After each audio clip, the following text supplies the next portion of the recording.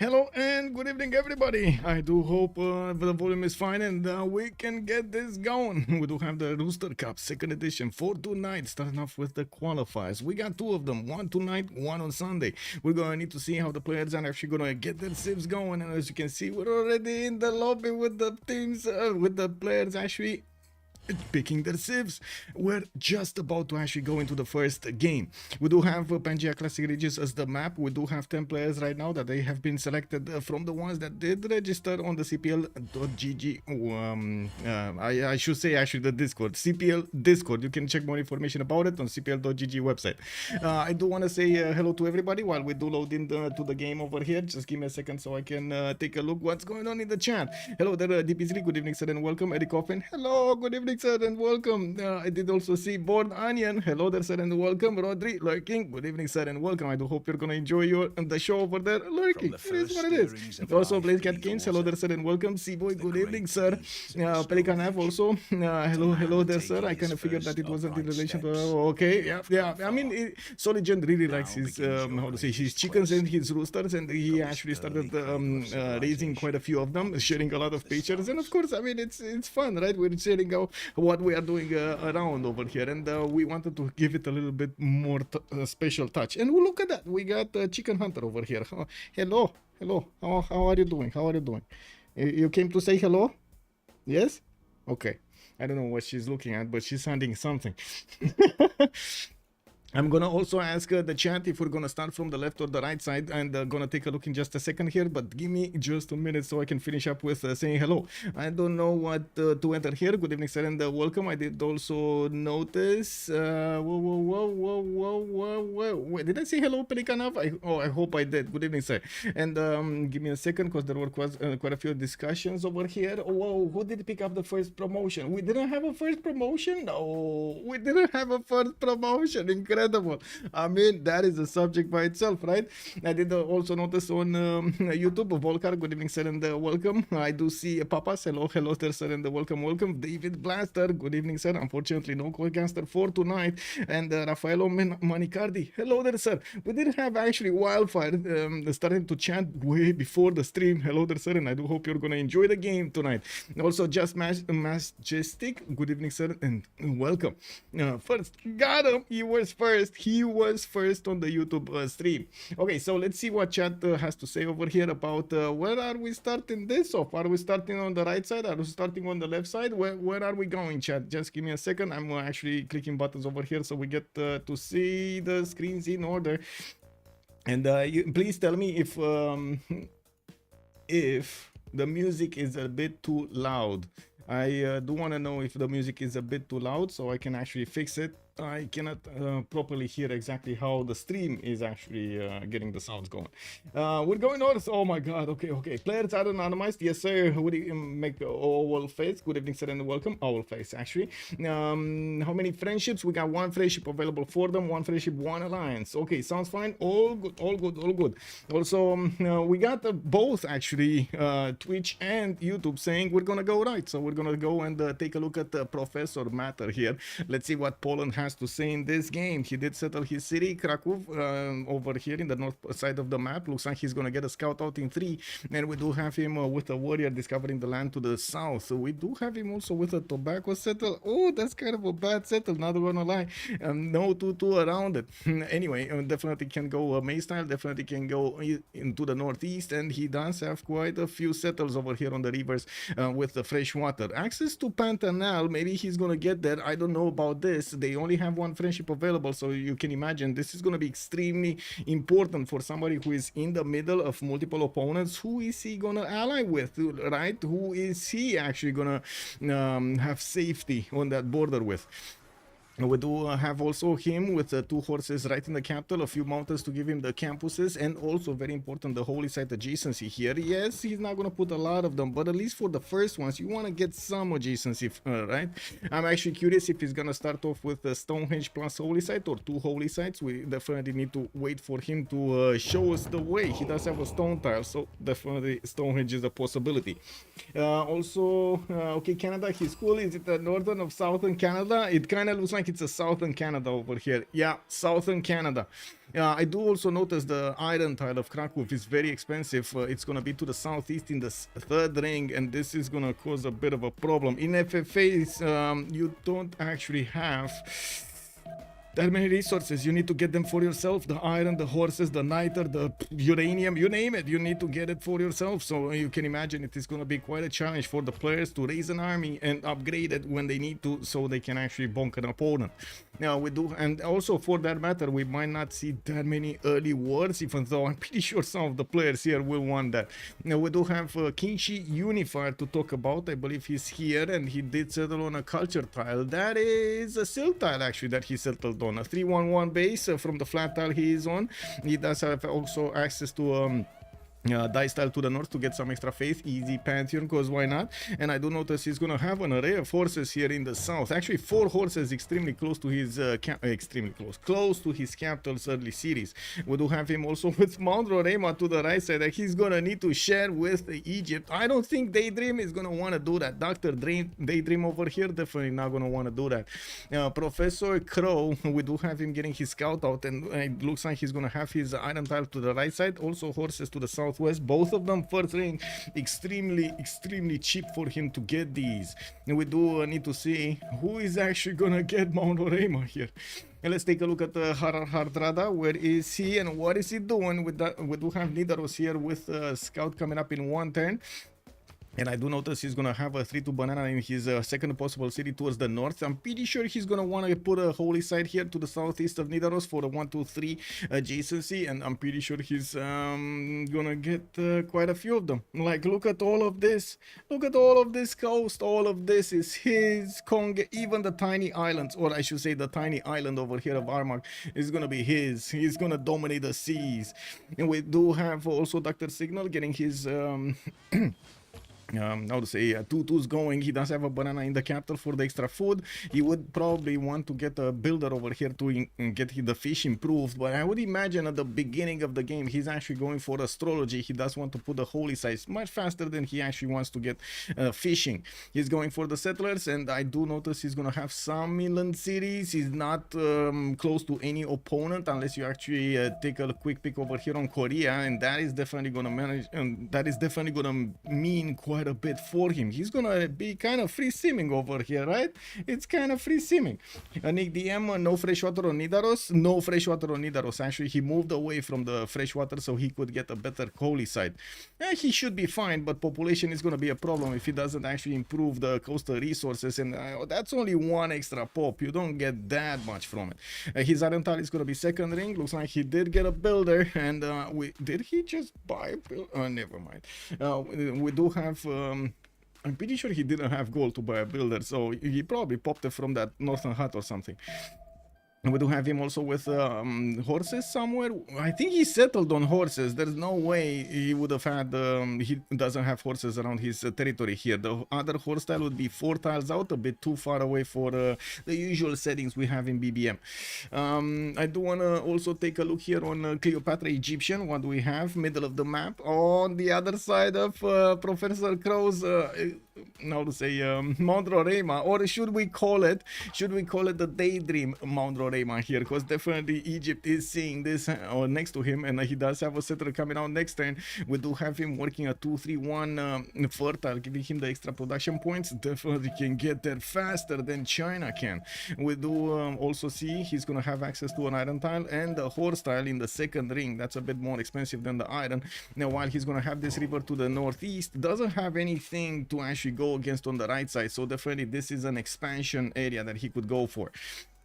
Now, we do have him with a few barbarians in the south that he's gonna need to deal with, but it shouldn't be a problem. It shouldn't be a problem. Remember, in this Iron Man, we do have the top 5 actually advancing to the finals, which is also going to have a prize pool. Now we're waiting for this game to finish, the game on Sunday to finish, and then we're going to couple together the 5s from each, and we're going to need to see who's going to remain standing.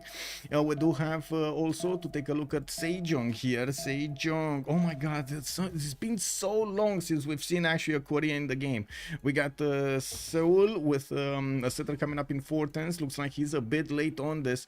He is also getting his scout out to the southeast, and I do see he's working a few 2-2s. Actually, no, not a few 2-2s. He's working, he has 4 pop, and he doesn't actually have production. He really needs to invest over here in his 2-2 tiles or a 1-3. Definitely the 1-3, for example, would sound to me a lot better, because he does have a 3-1 fish tile. He can couple it together, and it's much cheaper than to actually buy multiple 2-2s, which he doesn't even actually have. We do have him with an iron tile in the second ring here, and also a horse tile to the left of the city of Seoul. Both of them in the second rings. Well, he should grow into them. He should grow into them. And Sasu, bonsoir monsieur, bienvenue. I did also, let's see what's going on in the chat over here. Holy Side plus Harbor Spot. Yeah, indeed. Also no Tokugawa. Who knows what will happen, D Beasley? Yeah, true, no Tokugawa. Any remap vote? No, we don't have. This is the map. Pangea. That's why we're choosing Pangea Classic Regis. This is the map. Whatever happens, and it only happens in the game. We must not talk about it. Aztec and China do kind of have to go for someone, because not enough space, so very likely one of them dies. We might see that happen. Yes, there is a decent amount of fresh water here for Korea. I do have to say he doesn't have a lot of these hills to actually benefit from the adjacency towards those Sewans, or I should say the extra science from the mines next to the Sewans. But these ones, this one to the south does look good. He does also have a 3-3 tile there that he could get to use from a very early stage. We do have to move forward here, and I think I actually, wait a second, I went over Egypt. No, I didn't. Okay, so Genghis Khan is gonna be to the west side of Krakow. We do have Genghis Khan over here, Mr. Dr. Marbles. Ooh, okay. I mean, his settler is having a bit of a sweat here, going to the northwest of the Canada. Did not want to actually sit next to that barbarian. Oh, you never know when there's barbarians just jump across over here the river and snatch your settler, man. There is a scout that just got bought in Karakorum, and he is getting a builder to start improving his territory, and we do need to see where this barbarian scout is gonna go. Dr. Marbles. Yeah, well, yeah, the barbarian scout knows his way around this territory here. Now we do need to see where Dr. Marbles is gonna want to go with that settler, but I would imagine he might actually want to switch direction. Initially I think he wanted to go west, but then this scout appeared, so I would imagine, yeah, there we go, northeast is gonna be a much juicier target. And we do have him going for the amber and the sheep tile to improve. Of course, he does get both technologies soon. Does he? He's going writing here, and he's going commercials first. I don't know if he has mining, to be honest. Well, I guess we'll see. I don't think he had time to actually discover mining as well as the other ones, like animal husbandry and also pottery for libraries for what is it? Writing. Okay, there we go, writing.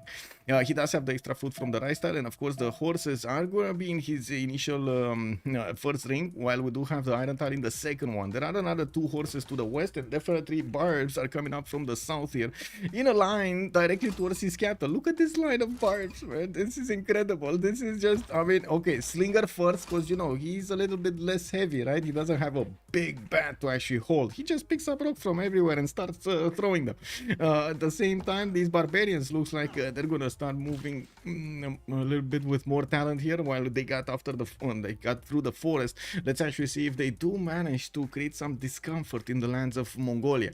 Looking at Tamar, we do have him with a 4-4 opening here, and I do notice Tamar is gonna have the southwest of the map, and he's gonna have a lot of land here to settle.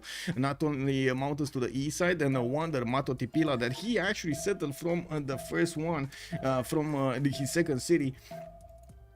God.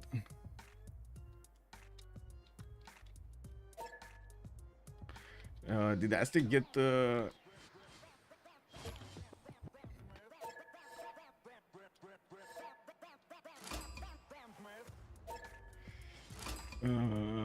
what did he do? Who did he make friends with? Keen and Tamar? I mean, okay, let's see. Tamar, okay, I mean, sure. I don't think any of them would actually do anything until the first friendship is over anyway, so it should be fine. But we're gonna need to look at it afterwards. We do have stone circles here also as Pantheon for Georgia. Interesting that he does have actually quite a few marble tiles, and yes, he does have quite a few stone tiles to improve with that stone circles. Although I would have thought he's gonna want to build a quick quickly, so he can actually get the extra benefits that he would get. 2-4-1 tiles over here would be amazing at the beginning of the game. We do have also Georgia getting his third settler in 2 turns. He did get some extra faith coming up from Mato Tipila, and will work on a trader there to increase his productivity and food acquirement in that city center. Looking on the west side, a lot, oh my god, so many quarries, so many quarries. No strategics trading. Okay. Also, Nick, where can he stack the Seons? That's also that's gonna be a challenge. That's always a challenge actually on the Pangea maps with Sejong. You can. I think Mr. Fro. Oh, okay. Give me a second. I have a wonderful electronic invention I want you to see. There we go. There we go. How do they not know that are these guys? Some of them are new, some of them are not that new. Also, he will eat Poland early and be massive. I do have to say, in the registrations, we did put up 2 games, right? One for today and one for a Sunday.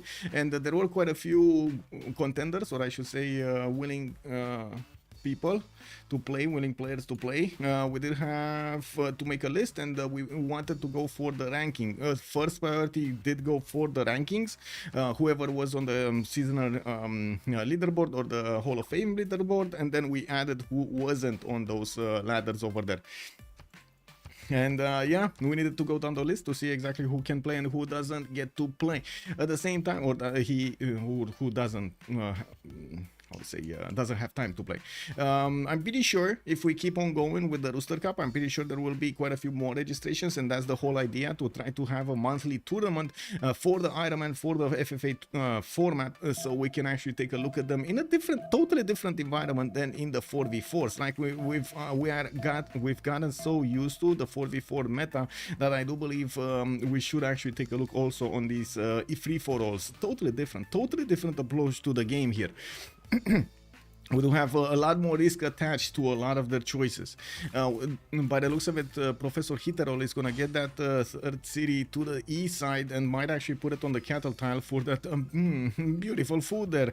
He's going to start improving his marbles first. Well, unfortunately for him, a Barb Scout did come sniffing around the Tbilisi's borders, and he only has a slinger to take care of it. Starting off with Moksha definitely makes sense, especially in the BBG beta. We do have Moksha extremely strong right now. Well, I would say strong, not extremely strong. Excuse me, okay? Désolé. We got Divine Architect over here with the extra +2 culture and +1 food for the traders going to the Moksha city, and you can imagine they're gonna want to actually get every one of those going. I wouldn't imagine he's gonna start off with a lot of commercials first, so it's only gonna be a few points of culture and a few points of food. Also, +10 science plantations are just sexy. Monkey was Doro, hello there, sir, and welcome. Any vanilla formatting program?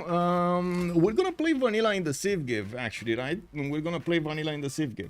CPL probably, yeah, we don't use vanilla. So we're definitely, these games are targeted, since we are in the multiplayer community, they are targeted towards the multiplayer community, towards the players that are playing, and also towards the viewers that are used to watch the multiplayer community. The Civ6 is an event that is targeted to everyone, and also we do have some other content creators, or I should say in general the community has some other content creators that are streaming quite I would say quite a lot of the single player scene.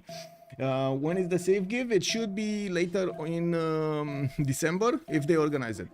Ideally, I hope they're gonna organize it. They did do so for the last 3 years, and I do hope they're actually gonna get another year on their belt also.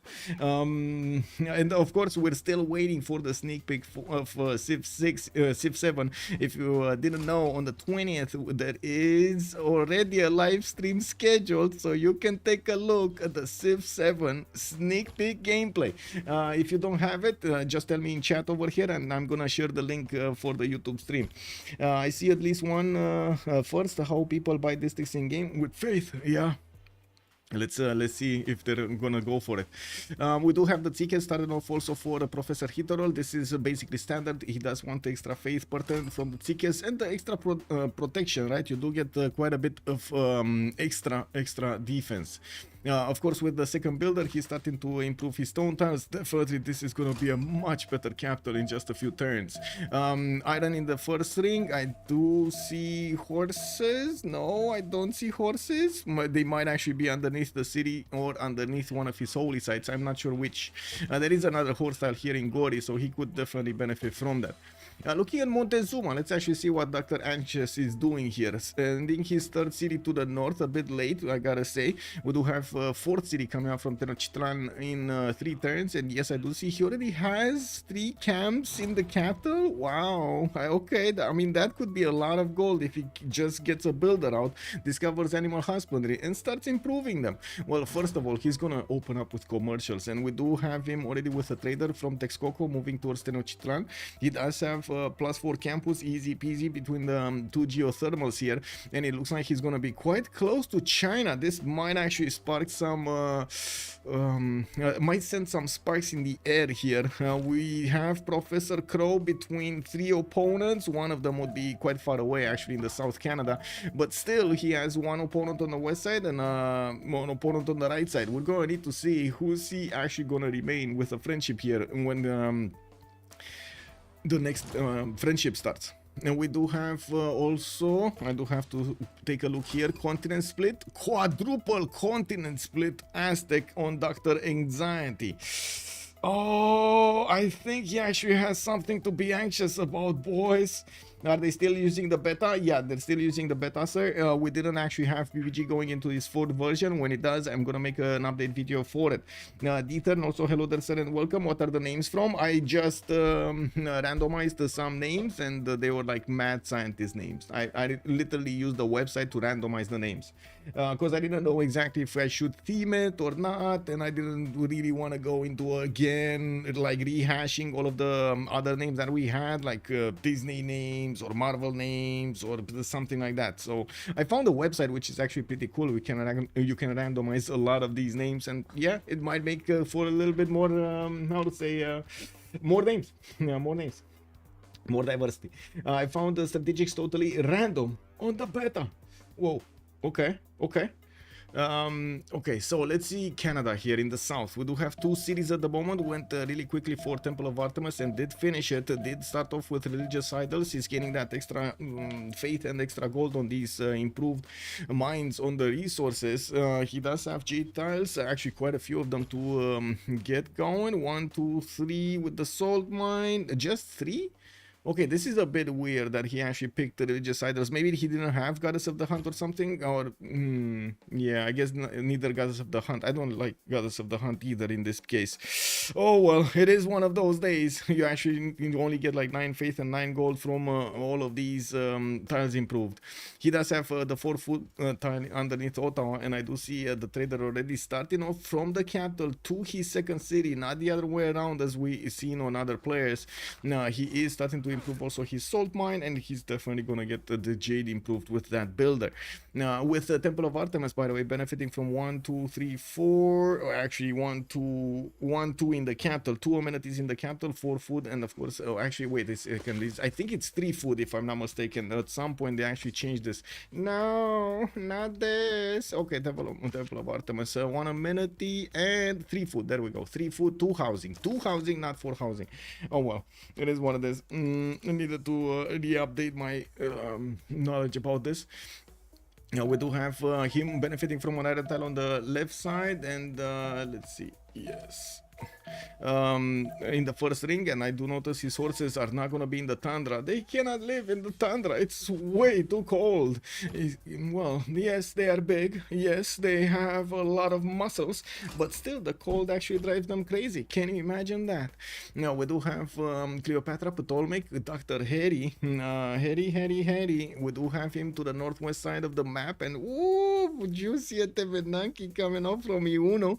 I do also notice Lady idea of the reeds and marshes already got picked up over here in that city center. Yeah, sure, there is a Tamarian warrior there sniffing around, and we do have also him with Hattusa. That's the only city state in the game. This was one of the feedbacks that we did have in the previous session, in the first session, that we shouldn't have that many city states with science on bonuses on the map. And lo and behold, we got Hattusa in a corner of the map, just available for a few civs here. I did ask, I gotta say, I did ask if we should just ban them all, and the feedback came back, just put one, it's fine, it's fine. Okay, let's see if this is fine. Poland is DEAD. He's in the middle between Genghis and Korea. There's gonna be some bonking going around there, I'm pretty sure. Toothbias, hello there, sir, and welcome. Frankie Four Fingers, hello there, sir. Trade route to Kumasi, surely. Let's actually see, is it actually to Kumasi? It should be. Oh, I hope it's actually to Kumasi. You're right, sir. It is to Kumasi. It's gonna need to actually put down some districts over there to get that very, very nice extra. I would say extra culture. Quarters Philosophy, good evening, sir, and welcome. Thank you so much for the raid, sir. Thank you. Nitro also, hello there, sir, and welcome. I did also notice there is one coastal city in this game, and that's Konge, Norway. Yes, he's definitely gonna dominate that. Flying Toilet, good evening, sir, and welcome. Is Poland coastal? No, that's Norway. That's only Norway. Poland is actually here. Okay.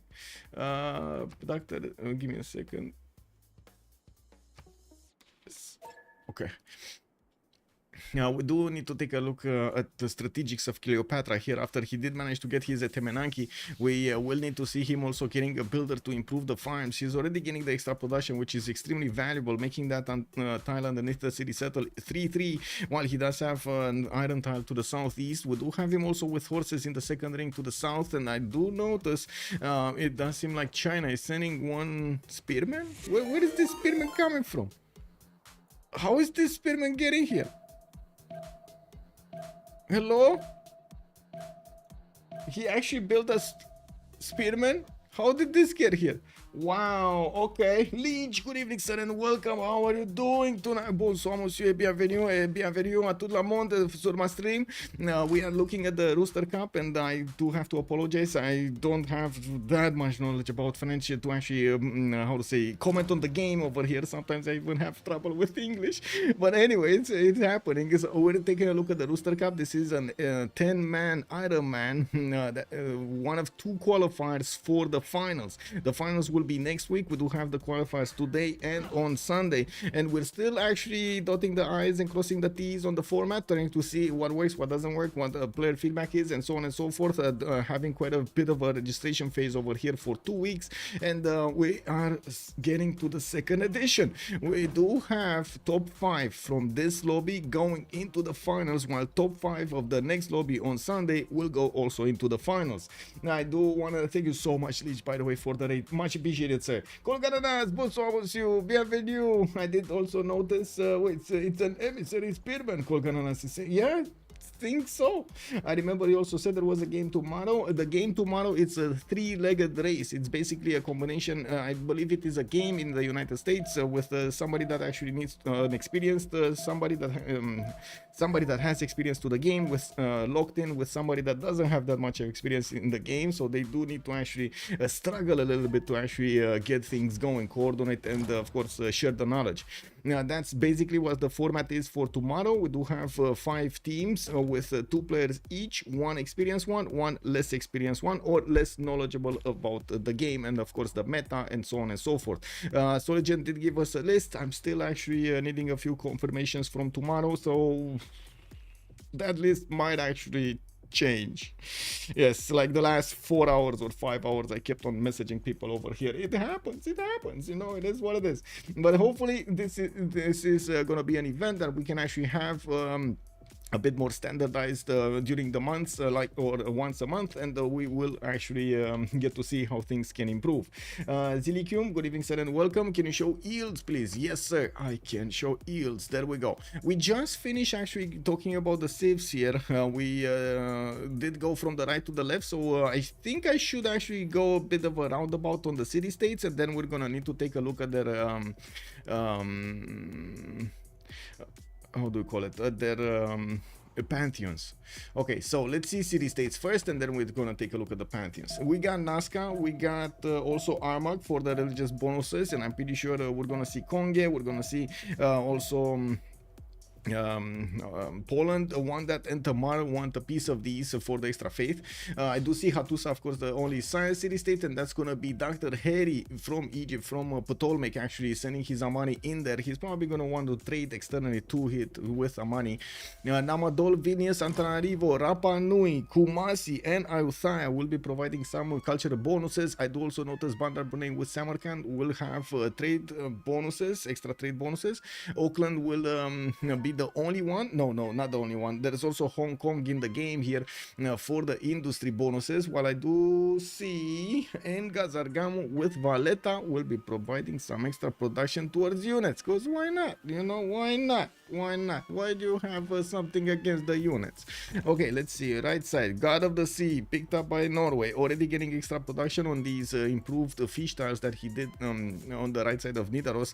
He does have Oslo with a very good holy site, and I'm pretty sure he's gonna be very happy getting those harbors going. Initially, he does want to build up his faith per turn, so he has a good amount of faith per turn when he hits the monumentality. We're gonna need to see how he's gonna evolve after this. And I still have to say, Vilnius is carrying him over here. We do have the barbarians actually finding off the Vilnius archers. I should say actually not finding off, dying to the Vilnius archers, and he's gonna need to see what he's gonna do here with Daydream just sniffing around the city of Oslo. All opening up with Moksha in the capital makes sense. Internal trade routes here from second city to first. A Divine Spark chosen by Professor Froth. He does have his third city moving to the southeast of Seoul, also fourth one to the west side of Jeonju. I do have to say I am a bit surprised of how he placed actually this city center in Jeonju. That is exactly where he should have actually placed his Seon instead of the city center. So he should have been with the city on the slinger and putting that Seon. The Seon does give extra science to the mines around it, and unfortunately, well, you gotta take a look where the most hills are next to a tile, and yes, sometimes you need to chop them to make room for those mines, but still it's better to actually have them than not have them. Looking at Poland, he did get his religion, and I do notice he has already 3 cities out. Reliquaries makes sense. Tithe again makes sense. He wants the triple ETH of both faith and tourism from those relics, not to mention get the tithe for the extra gold he's getting from his cities. He won't have that many commercials early on, and we do already see him choosing to go for a campus here from the city of Warsaw. We do have him with a +4 campus over there between the mountains. He's also between 2 opponents, and I think we can click on him and see who is he friends with. Is he friends with the left? Is he friends with Mongolia? Or is he friends with... Oh, he's friends with Sejong over here on the right side. So that means Mongolia on the west? Well, I mean, you know, that's... I'm very confused about this choice of the city of Plok. And this is him actually sending a city right in the face of Mongolia, and I do have to say, ideally you want to actually put it on the 1-1, so you do get an extra +5 from the river defense. It's basically like you put the moat in front of your city, not behind your city, you know, for the defense. Yes, good tiles to actually work. I'm pretty sure he could have made without that extra gold from the fertile, and well, he does have religious settlements as a pantheon. Anyway, this might work for him. I don't know yet. This might work for him. I doubt it, but we will see it later on. It's much easier for Mongolia to take this city. ODS Chamber also chosen to build in the city of Krakow. He does have Governor Moksha over here. Dr. Hiri, which is actually, wait a second, Harry is Cleopatra, right? Ooh, it's gonna take me a while to actually learn their names. Anyway, Mongolia did go for city Patreon goddess, 40% production towards the first district in his city. Started off with commercials, chose Magnus in the capital, and I do see Korabalgasun, the third city, did get settled here in the path of that, or I should say past the path of that scout from the barbarians early on that we've seen, getting his markets out quickly. This is right on the classical era switch. We do have turn 31 just started off, and we do already see Egypt is in trouble. I think the barbarian actually found quite a few rocks over there, because this Egyptian scout He's just GTFOing out of there, man. He just clicked it out. Woo! Got out. Telekanov also Jerwiga, playing a Jerwiga game. Yeah. Let's actually see who got Islam, you're asking. Let's see. No, not Tamar. Let's see. We do have Egypt, actually. Egypt would be which Egypt, actually? This Egypt or the other one? This Egypt. Daydream. Dr. Daydream got it. He did. He did get Earth Goddess. 319. Oh, Lukang, 319, thank you so much for the 23 months. Thank you, sir. Much appreciated for the prime. What Pantheon was Poland? Religious settlements. He got religious settlements. And woo, we got Deep Beasley dropping a sub. Thank you so much, sir. And welcome, Spoon. Hello there, sir. We do need to take a look at all of their Pantheons, right? And then take a look at that. Oh, maybe let's actually go for. Oh, thank you so much for the 100 biddies also. Thank you, sir. He got denied at the Temenage, so he went for Stonehenge, Earth Goddess, Divine Inspiration, and Stewardship. Blaze Cat is saying. So let's actually finish that sentence up. He did go for Stewardship with Divine Inspiration, while Norway did go for Choral Music, Lay Ministry, and looks like he's going for Audience Chamber in the capital also. So let's see it from the right to the left. Let's see what the Civs have picked. Oh, did you see that, boys? Did you actually see that, boys? Oh, I don't want to click on this. Oh my god! Poland City hard to shoot on that position or on one I've seen on that time, and they have extra defense from here, not minus from the flat tile. So feel like that city not that bad. I feel like okay. I mean, you're giving extra plus 2 instead of 5. Just saying. Yeah. Board, good evening, sir, and welcome. We got 2 missing golden ages here. We got 2 missing golden ages. Jadwiga normal age. Oh, the plot thickens. Oh, I gotta say the plot thickens here. Well, he does have quite a bit of faith pattern. 31, not bad. 13 science and 20 culture. He did finish the campus in Warsaw, and I do notice he's going for his monuments. We do need to see how he's going to follow this up and get away from this problem. This is a major problem. He invested so much with almost zero return right now. Almost zero return. This is apocalyptical here for Professor Matter. Let's see Professor Crow. What is he gonna do? On Unifier 3 series, he did choose to go for Drums of War. I think we know what he wants. I think we got an idea what Professor Crow wants with his early game over here. We got him pumping out horses from Taiwan, his capital, and the city of Changsha, to turning a campus here. And I don't think he actually likes what Daydream did to him. Daydream just put a city naked for, easy peasy, as close as possible to his capital, right on Mount Roraima, taking away all of the good tiles from China. Did not want to share. He didn't want to share the toy. I'm sorry. I mean, it is what it is. Okay, guys. I'm very curious about a poll. Did you share toys when you were young? Yay. But I was annoyed doing it. Wait. Yay? Nay. Oh, wait. Did you like to? There we go. I need to answer. I need to know the answer to this, guys. Did you like to share toys when you were young? Did you like to share your toys when you were young? I gotta know. I mean, he got a new toy over here, right? Daydream got Mount Roraima as a toy. Would you have split it with China, or would you have played with it yourself? I'm just asking. Let's see what the ratio is in the chat right now. Drought 37, yeah, but my season was bigger than me. Yeah. Well, let's actually see what's going on. It looks like China over here with his 12 science and 19 culture, 49 production, and his general coming around. Actually, I'm pretty sure he's gonna get a new one.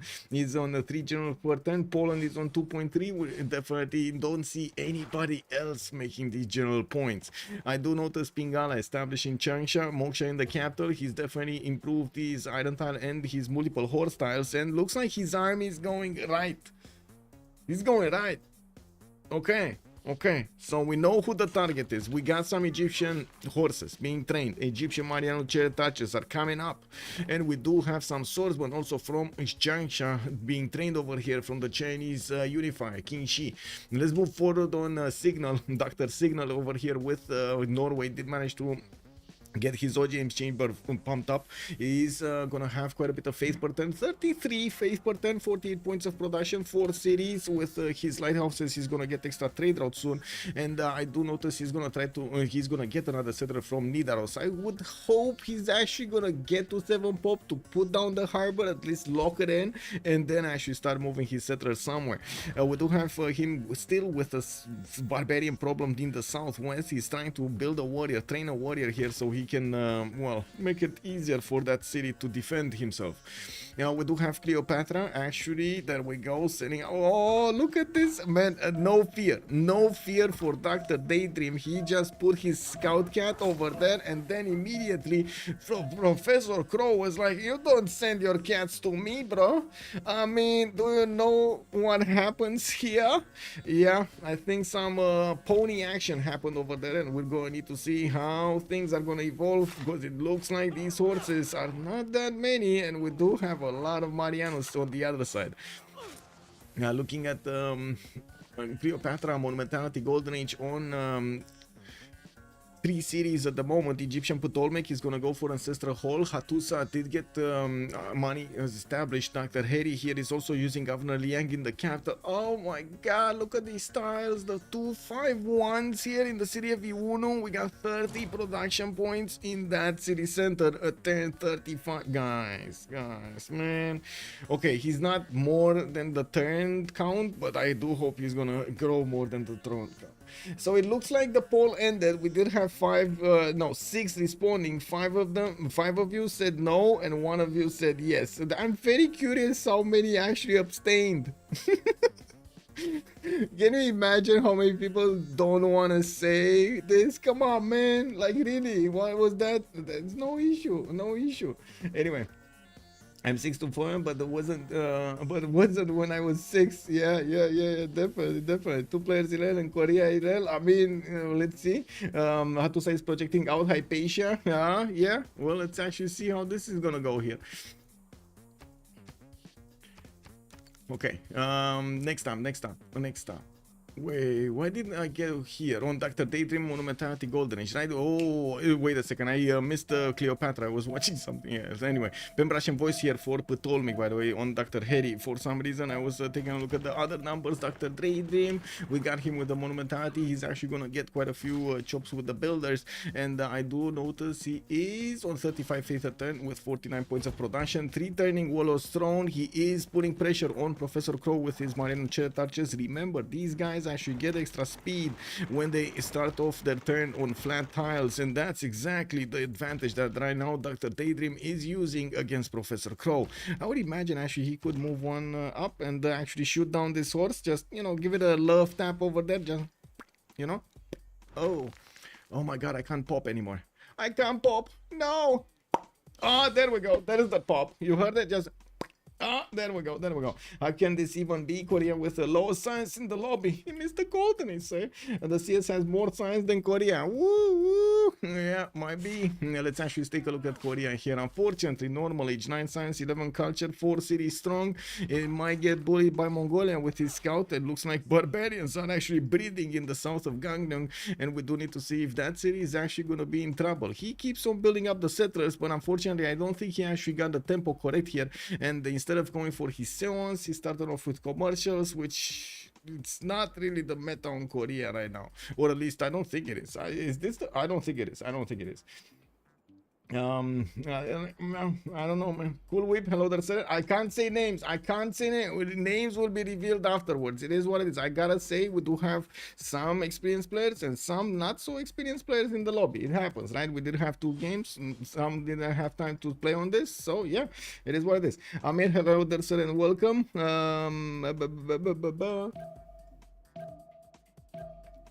Yeah, I would be so happy if Cleopatra Ptolemy got Mount Saint Michel. Yes, Amir, yes, that would be amazing. Oh man, that's so many eels. Now moving forward to Genghis Khan. What is he doing? Oh, I see a horsey. I see a little pony over here in Kokekota getting out next turn, trying to poke his tail over here in the Polish territory. We're going to need to see what Poland is going to choose as a friend. He needs to choose wisely. Both Poland and Sejong actually not hitting their golden ages is going to be catastrophic in any case. Anyway, moving on, Genghis, I do notice he's going to get another wave of settlers. He's going to try pyramids on the random desert tile that he has in Ulaanbaatar. And of course, with his early traders, commercials giving him the traders, he's on 57 points of production. Not bad at all. I do have to mention, did you see Jadwiga actually getting more production than Dr. Marbles? Whoa, and not in a golden age. We do have also Tamar over here with 14 science and 31 culture on 5 cities. Yeah, 2, 4, 5 cities, 2 turning hanging gardens, and I do notice he's gonna get some settlers out. He's getting the extra culture from a lot of these quarries improved on the marble tiles, while Tsikes are keeping him up with the faith per turn. 71 faith per turn is a lot of faith at this beginning of the game. He didn't build that many holy sites, and I do see the Gavron Plaza did get the improvement, the audience chamber improvement, while yes, he did have some extra faith from Mato Tipila. Let's be real, that's like maybe 6, 8 faith. It's not that much faith. I do notice also he did get stone circles. That's why he's getting the extra points of production and faith on his style here, on the improved quarries. Montezuma, Pembrashe and Voice Golden Age, 4 cities right next door to Georgia. I do see him putting down encampments and working on Ancestral Hall, getting his settler out from Malinanco, and also got his Government Plaza next to his 2 commercials. Do see he's definitely gonna want to keep on expanding here, while I'm pretty sure he's aware that his neighbor is actually attacking into Egypt. We might actually come in to take the win here. We will see if there will be some sort of shenanigan being done. Remember, yes, it's one friendship, one alliance game, but let's be real, a lot of backstabs has happened before, so we're expecting that too in this game, right? Top 5, remember boys, they need to get into the top 5 of this game, top 5 on score. Looking on Canada, 11 science and 43 culture in the Canadian territory. Got that Temple of Artemis early on, putting down theater squares. I do see 3 of them over here, or 4 of them. Oh, 3 of them. 1, 2, 3 of them. Gavron Plaza with Ancestral Hall also. Very surprising that Ancestral Hall is used this much, actually. We do have him to the west side with the settler in between the mountains and next to a volcano. That volcano might actually make this land much better. Actually, 2 of these volcanoes are active right next to that city center. He didn't improve his horse tile, didn't improve his iron tile. We still, never mind. He did get 1 horse tile here in Winnipeg improved, so at least he's getting some strategic, not a lot, some strategic. He has Moksha in the capital with Amani in the city of Kumasi, and Dr. Simple over here. Well, off to a pretty good start. We got also Ptolemy, 25 science and 28 culture. Still needs a lot of cities, 1, 2, 3 settlers coming around from him, and it looks like he was trying to go for hanging gardens. I'm pretty sure he's not gonna get it. I'm pretty sure it's gonna finish over here in the city of Gori.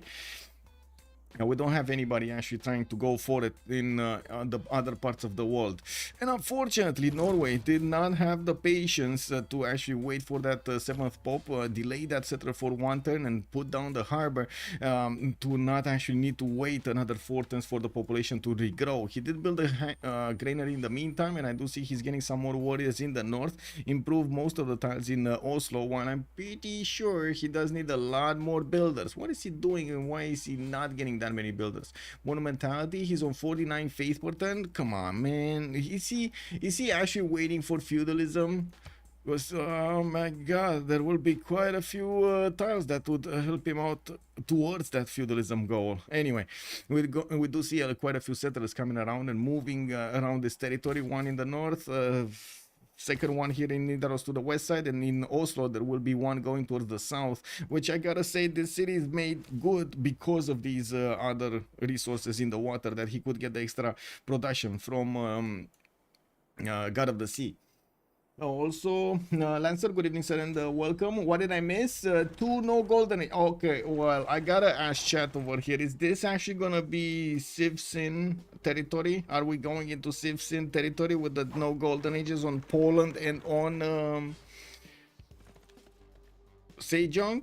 Is this Civ6 territory? Yeah, we do have Auckland in the game also. Can you imagine Norway is just gonna be so happy? So happy. He does need to actually figure out where Auckland is. Oh, he did. Wait, he did figure out. Dr. Signal Norway did plug in his money in there. Try to make that city much better. Well, I do see 331 fish tiles and a 441 fish, so it looks like yeah. Norway is winning. Woo! Good morning, Fortuna Belli. Good morning, sir, and welcome. I do have to say, it kind of looks like over here it's a stalemate between the two powers. Dr. Daydream fighting off Professor Crow. It does seem like nobody's moving here, with the Mariano Chariot Archers doing a significant amount of damage whenever these units from China are getting close, and Dr. Daydream is pumping out quite a few more of them. We do need to see when the unique units coming out from China. We gotta see that happening. 20 science, 27 culture. Looks like in the tech side, engineering coming up in 5 turns. He did manage to recruit a writer, and I do notice he did manage to get also Walrus Throne. Yeah, Walrus Throne in the Captain's Government Plaza. While I'm pretty sure also Rakedet did the same here.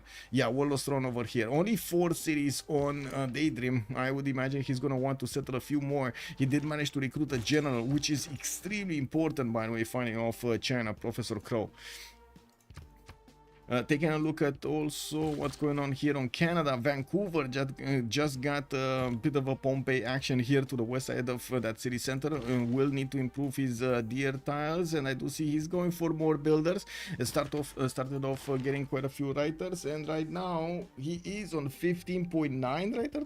This must be a project. He just finished a project. Come on, man, that's a lot of writers per turn. 7 pop in the city of Ottawa with Moksha there, and I do see Magnus will establish in 2 turns in the city of Quebec, which will have quite a few chops available for him.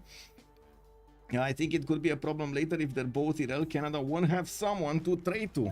Well, he has to Kumasi. He doesn't need someone to trade to be honest. Like, let's be real about this. He has Kumasi externals with Amani. He doesn't need anything else. He just needs to be careful to actually have national parks, diamond shaped, right, tiles over here for the later game.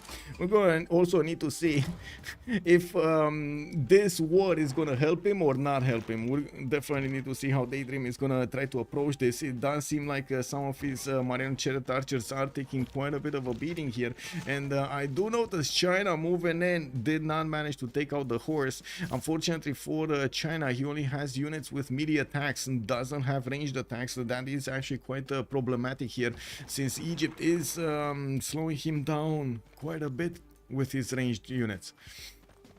Well, on the other side, I do have to say that Egypt does only have a total of 2 horses, 3 horses actually, but one is very far away in the north. Will take him quite a few turns to get to be effective here on the defense. And with a few more horses coming in, and that Egyptian horse trying to do a flanking attack, we're going to need to see if there will be some pillages being done. I do also notice Georgia started trading with Aztec. We do have his religion also establishing in the cities of Aztec now. Commercial in Tbilisi, okay, he did manage to get a few more settles going. One to the northwest of Batumi, one to the south. Has a lot of territory to settle here. Let's see the friendships. Who do we have Cleopatra Ptolemaic friends with? What's Georgia's religion? Let me double check. Jesuit education with the papal primacy. So he's gonna get his bonus of the double envoys when he's gonna seize that city-state and also convert it to his own religion, and he can convert it with the papal primacy, adding 200 religious pressure whenever he's gonna send an envoy. Not to mention Jesuit education with 79 faith per turn and quite a few more faith points to be acquired. It's gonna be good. Good. China is losing gold. China is on 0 gold right now. It's fine. I do see Genghis is a friend with Ptolemaic, by the way. Genghis was the friend of Ptolemaic. Let's see who is Canada friends with.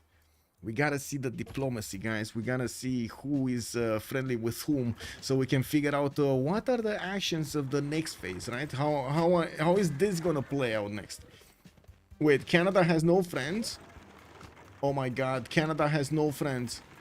He's all alone against the world. Yeah, Dr. Simple over here, he doesn't want a friendship. He doesn't want a muddy with either of these sides fighting each other over here. Whoa, doing uncivilized things. It happens, man. We do have Montezuma with that 22 science, 27 culture. And let's click on his profile. Let's see where is he. Who's he friends with? He did manage to get a general, and I do notice he started expanding quite aggressively here with his settlers. I would imagine actually Tamar should be friendly with him. Yeah, Tamar is friendly with him. Okay. Okay, next up, Tamar we know. Genghis we know. Korea. We don't know Korea. I think it was Poland. If I remember correctly, it was Poland. So basically, both of these actually did not get the golden ages. Yeah, it's Poland. Okay. Cleopatra. Cleopatra, does he have a friendship? You can't classically war into most broken ancient units in the game. Yeah. Rushing encampment into a war with no com hubs was way too risky. Can the settler see that barb? I didn't see what settler. By the way, and I do have to mention, Cleopatra does not have a friendship here with anybody. Just a war here with China. While Kongi, I don't think he also has a friendship. Yeah, he's lacking a friendship. I'm pretty sure he's lacking a friendship. Might make... No, he doesn't have anybody to friend with, right? Korea is friends with Poland, and he doesn't have anybody close to. Oh, well. Konge will want a friend. Yes, I agree. Konge wants a friend. Also, probably Trinda on Canada. Trinda is not in the game, sir. Trinda is not in the game. Trinda will be in the Sunday game. If he confirms the participation. Is Mariano Chet Archer the classical unit or ancient? I think it's ancient if I remember correctly, but let me double check. If I remember correctly, it's over here. Wheel. Yeah, it's ancient. It's right before the classical. Wheel is over here, ancient. And I do have to point out there are fewer and fewer units for Egypt to defend this attack. And I do see China is coming in with another wave of full strength units. He's chopping out as many as he can and sending them on the front line. Does have a few promotions on some of his units. He's going to need to be careful to get out of there and promote them. Try to snatch a lot more of these shots on those newly promoted units. It does seem like he's slowly eating through the defenses of Daydream. While looking at the tech side, I do see Dr. Daydream is going to discover apprenticeship next turn. Feudalism is still 11 turns away, though. What happened here? Xochicalco got settled next to Torres del Paine. Looks like Dr. Anxiety is actually capitalizing on the fact that China is distracted. So is Canada. Also, the Beasley, yeah, sure, sir. Nutria, good evening, sir, and welcome. Blaze carrying internals are fine for the first 60 or so. It's ancient, so it doesn't benefit in general. It's just so strong, 25-35. Yeah. And the main thing is that they're cheap. Yes, they are, sir. They're so inexpensive. So inexpensive. Give me a second. Let me get the poll going. Prediction going, actually, not the poll. Prediction. Start a prediction for who will win. Let's put it up as Civ6 because it's gonna be easier. Cleopatra, Ptolemy. I'm taking it from the left, by the way. Canada, Aztec, Tamar, or I should say Georgia. We got Mongolia, Genghis. Okay, Korea, Sejong. We got some war moves. Oh, he's getting in. Professor Crow is getting in through the defenses of Egypt. Oh, come on, Egypt, you can do this. Come on, you can't let this happen. Like, really, you can't let this happen to your territory. That is so much disrespect. Who are we next on? Korea, Sejong. We got Cleopatra, Egyptian, Konge, Norway, King Shi, China, and then Poland. There we go. Let's put it for 30 minutes because I'm pretty sure we're gonna actually take a look. This game is gonna go longer, quite long. What's the rule? Is there a limit to how many? One friendship, one alliance, sir. And one Suz, of course. You can unlimited on the suzerain, so you can probably only efficiently keep one though. And you can only take one city state, as in take it over entirely, make it your own. How many purple CSs? Like 4 or 5 actually. There's quite a few of them. 2, 4, 5 of them. 6. There are actually 6 purple CSs. I do see Dr. Daydream was fast on rebuilding his army, and we do need to see if Professor Crow is going to manage to keep on pushing here. These Marine archers were quite squishy. Now with a few more horses coming around, it does seem like Egypt might be a thing. Yes. Relics are allowed to be traded, right? Yes, it's past turn 20 anyway. Yeah, it should be fine. Yeah. Anyway, China, God of Craftsman, okay, still kind of in the dirt there, fighting in the dirt. I do also notice Aztec did start off on his city parks with Magnus internals, with Liang going in Marinanko here to boost some of those tiles. Oh no, actually this is City Park Liang, sorry. This is City Park Liang that's going everywhere. And I do notice he started off on his campuses here, not very good ones, like a +2 over here, and that's about it. He's gonna get, maybe he's gonna get this one, a +3 from Teotihuacan. He does need to spend quite a bit of gold, and I gotta say that's one resource that he actually has. 47 gold per turn, not that bad. We do have 2 of them actually, 2 of the Civs going over 100 production. Hiri and Dr. Hiri and Dr. Anxiety both going over 100, with also Ptolemy on 150 food a turn. Oh my god, he actually has 50% more than if anybody else in the lobby. Like, what is this? What is this food generation on Cleopatra? I do notice he's going for wait a second, he's actually going for a Colosseum, and he can't place it.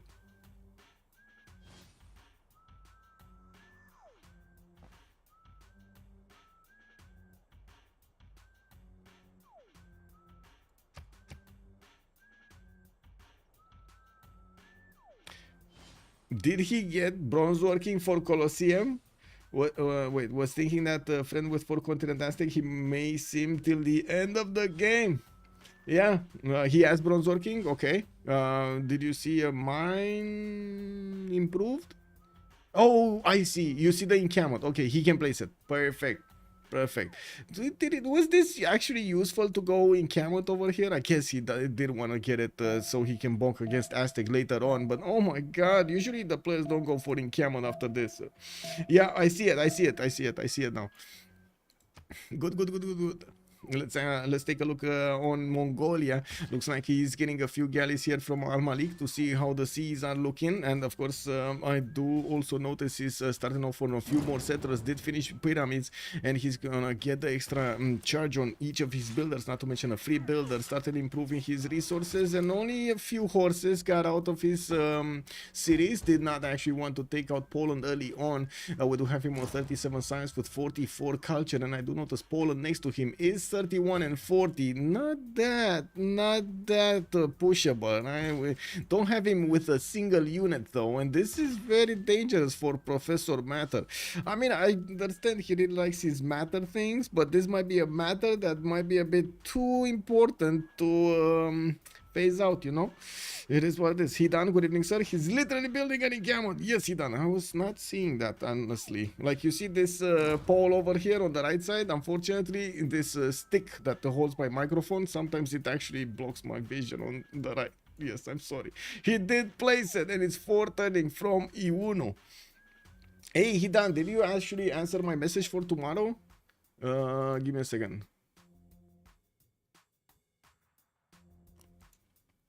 Okay. Thank you. We'll need to take a look. Give me a second. Need to send messages. There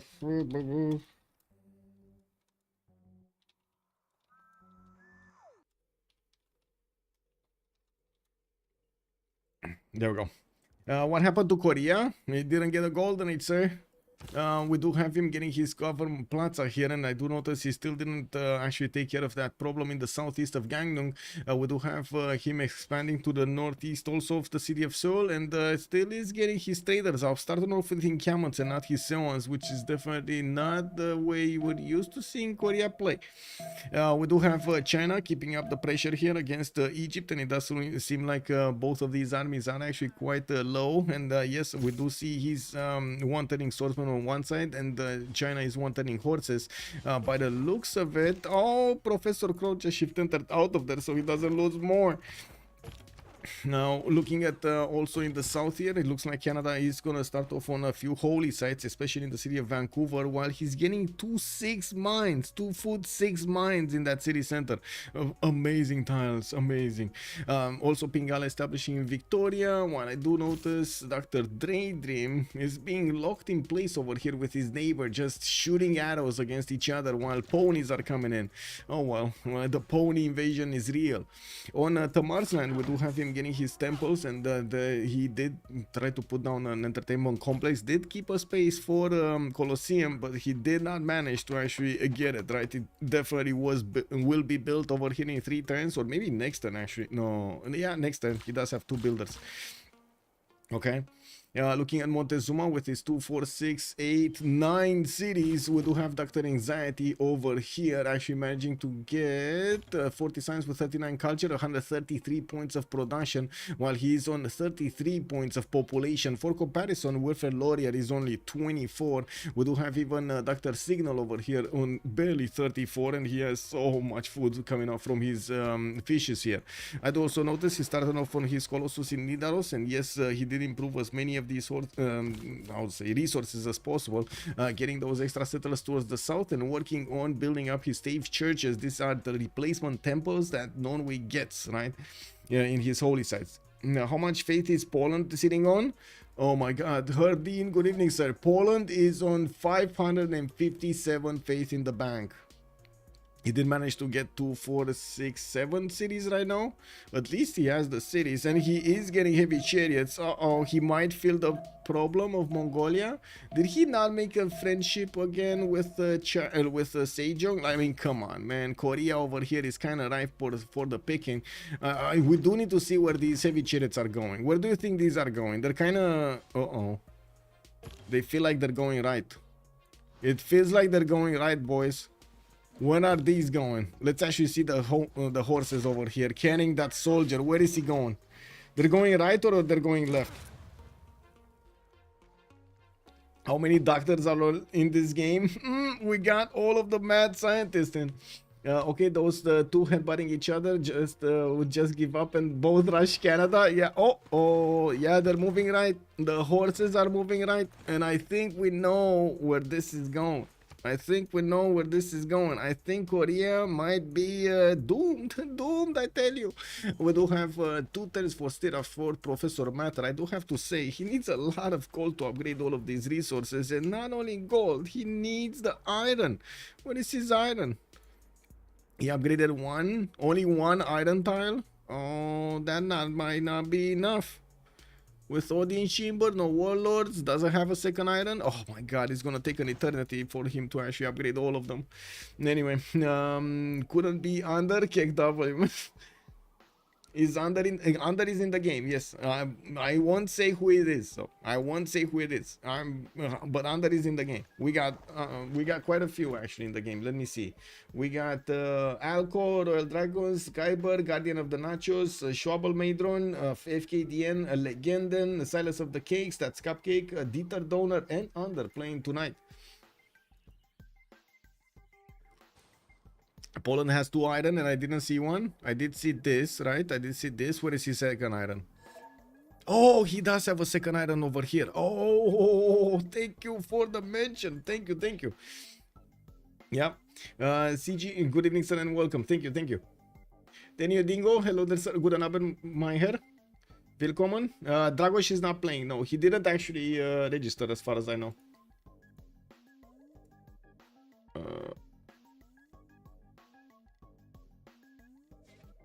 Okay. I still need to coordinate for tomorrow's game with Soligen, so if you see me messaging, I'm trying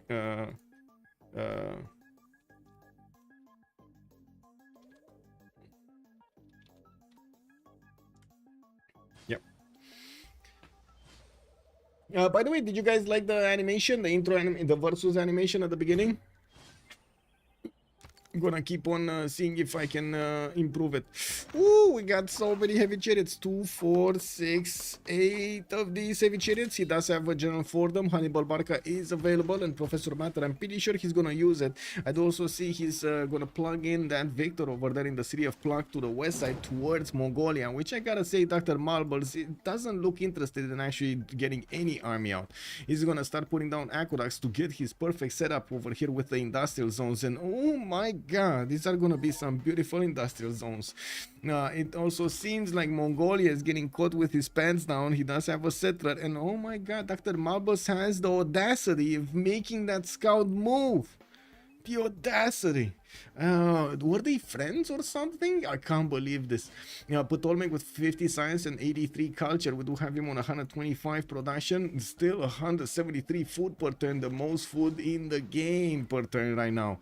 With the Colosseum finish, he's getting so many extra yields here from his extra happiness level. He's already on the happy level. He's going to need +6 for the ecstatic. And of course, with Amani externals over here towards Ratusa, I do have to say he only has like one of them. He doesn't have that many of them, so he didn't really go, you know, oh my god, let me actually trade with so many. Even though he did actually build a few more commercials, he didn't get the markets in them. Much more important to keep up the tempo with his district discounts. I would imagine actually he's gonna need to buy a few of those traders to actually make everything work. He doesn't have, so that's like one extra commercial with the market. All the other ones are just there, they're sitting there, they don't have their markets in. Okay, we're coming close to the next era, I'm pretty sure. Let's take a look what's going on. 5 more turns until the next era, and in the era score screen, it does seem like Dr. Harry did manage to get 50 out of 50. He does need 50, so he's getting 50. Lubens, good evening, sir, and welcome. Canada will have a crazy timing for the Mountie. Yeah, I mean, already you see that 153 culture a turn, but 20 science. I'm sorry, but this looks like so weird. It's 19 science per turn. These guys are barely discovering like something like pencils, and they have so much culture.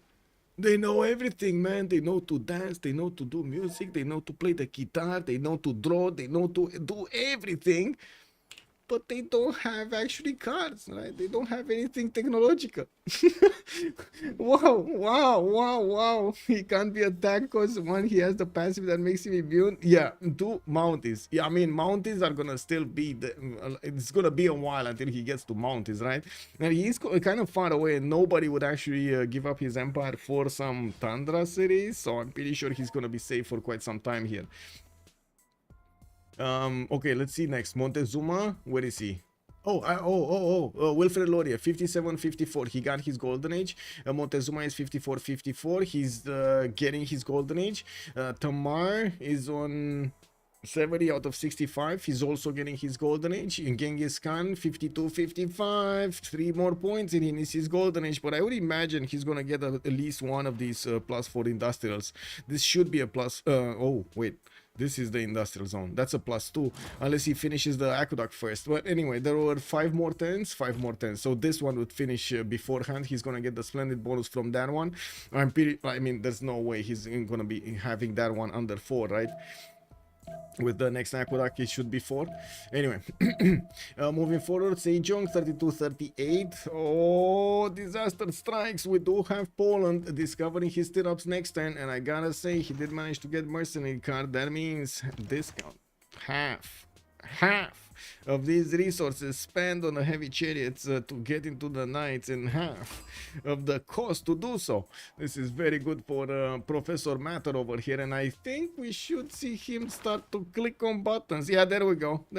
Professional army and retinues at the same time. He's gonna get 5 at least. Wait, how many resources does he have? 25, so 5 at least upgraded in a turn. trying to get the gold. He's on 523 gold in the bank. He should have the resources. He should be fine. But he still has... Oh, he still has a friendship with Sejong. When is this friendship gonna end? Oh my, is he synchronizing this to the end of the friendship? I guess he is, right? I guess he is. Okay, let's see in the era score next. Sejong 32-38, unfortunately not getting the golden age. Cleopatra 75-73 will get the golden age. That's Egyptian Cleopatra, the one that has been fighting for the longest time in the game here. Now with Crouching Tiger cores, this might be a problem. We don't have that many of them. He's trying to hard build them and it will take time for this to arrive and be useful, while Egypt just, you know, spends quite a few turns to get these Marion chariot archers on the front line and does so much damage with them, not to mention move quickly. Canada has the Thor, and a Colosseum has been built in Cleopatra Ptolemy's land. Who lost a settler? Korea? We don't know. We don't know if Korea actually lost a settler. I do not know. I do not know to tell you. Anyway. Give me a second. Norway 60 out of 60. Oh, he did manage to take Armagh as a city state, and yeah, that's the same continent. Unfortunately, no extra amenities, but that's a free city. Why not, right? Okay, a big question for the biggest chatters here. Is it better as Norway to have the extra bonuses that you get from the faith city state to give you more of that faith that you crave, or is it better to have it as a city? Big question. It's a very big question. I gotta say, we need to wait for chat to make up their mind. As a city, 100%. No, it doesn't even matter. Okay. We do have quite a few yeses in the chat over here. Okay, it's better to have both. MS told, I know, it's better to have both, right? Both, yes. Bad Armor, bad. That's recording bad. Yeah, bad. Armagh has been very bad boy. It needed a little bit of Norwegian help over there to get him straight, right? When you have Auckland anyway, yeah, he does have access to a single fish tile, so you know Auckland is not that amazing, but still it's one fish tile. It's a 3-4-1-1. Why not, right? Now let's take a look at King Unified. Is he gonna manage? Yeah, he's gonna manage to get his next golden age, and I think the question is he gonna manage to defend himself here? Because it looks like Egypt showing up with the knights and quite a few Median chariot archers, generals and so on. He's doing the pokey quite well. These Chinese ponies do not know where to hide. Now looking on Jadwiga, we gotta see when he's seeing this happening. Professor Frost, I think he's seeing this happening. Yeah, that scout over there, Gdansk. I mean, come on, he must be smelling something in the air. Oh yeah, it smells like a lot of poop over here. A lot of bad stuff just coming down the river. Yeah. Wall's going up. Yeah, wall's going up. No. Oh wait, he actually lost a settler.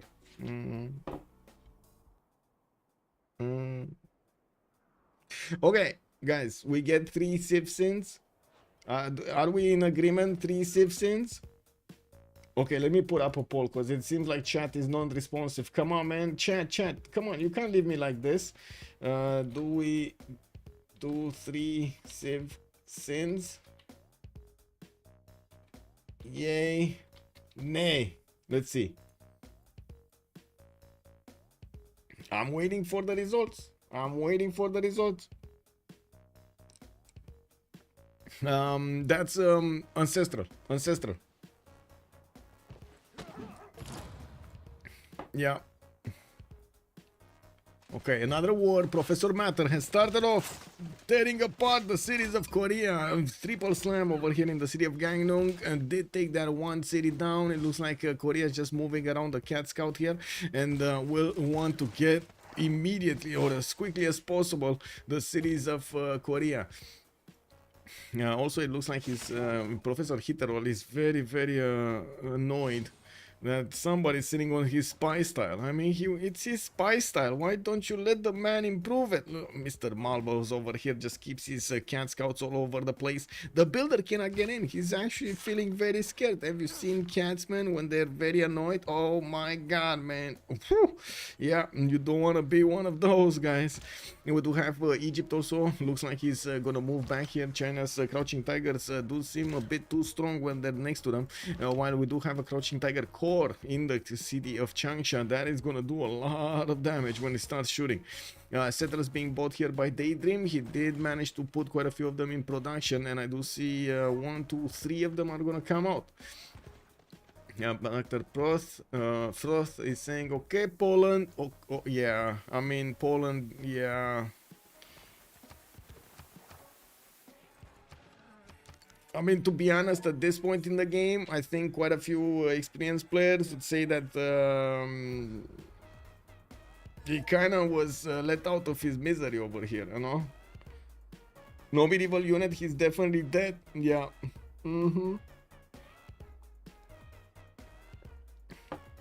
Yeah, I don't know.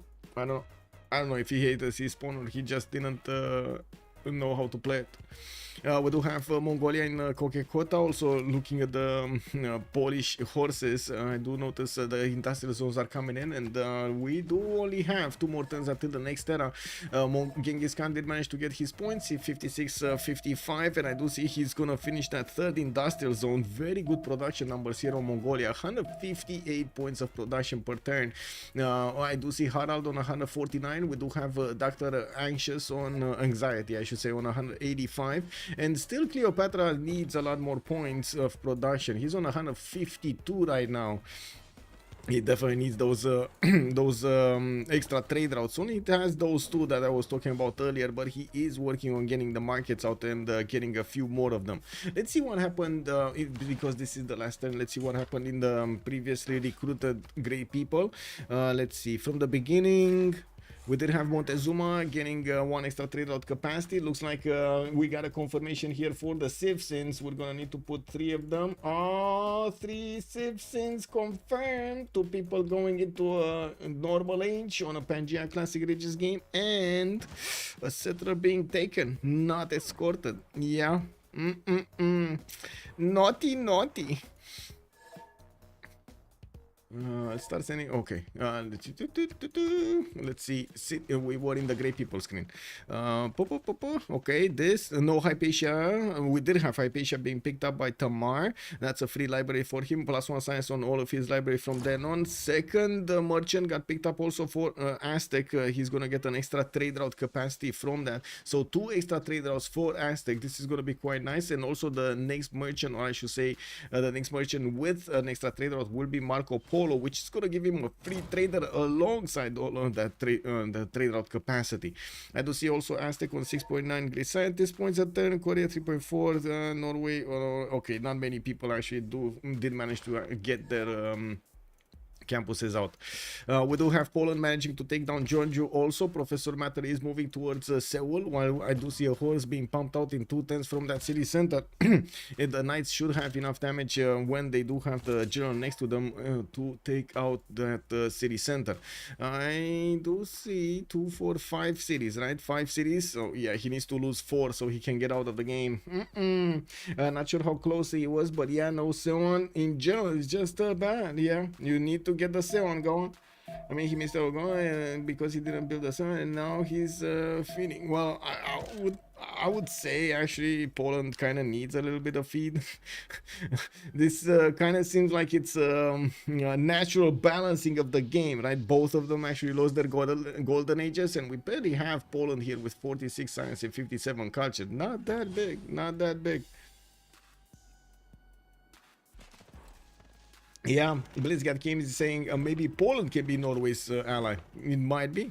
It looks like both the Chinese army is standing down, and also the Egyptian army is getting back to his territory, while we do have Egypt trying to settle a few more cities. We did not see a lot of settlers from China.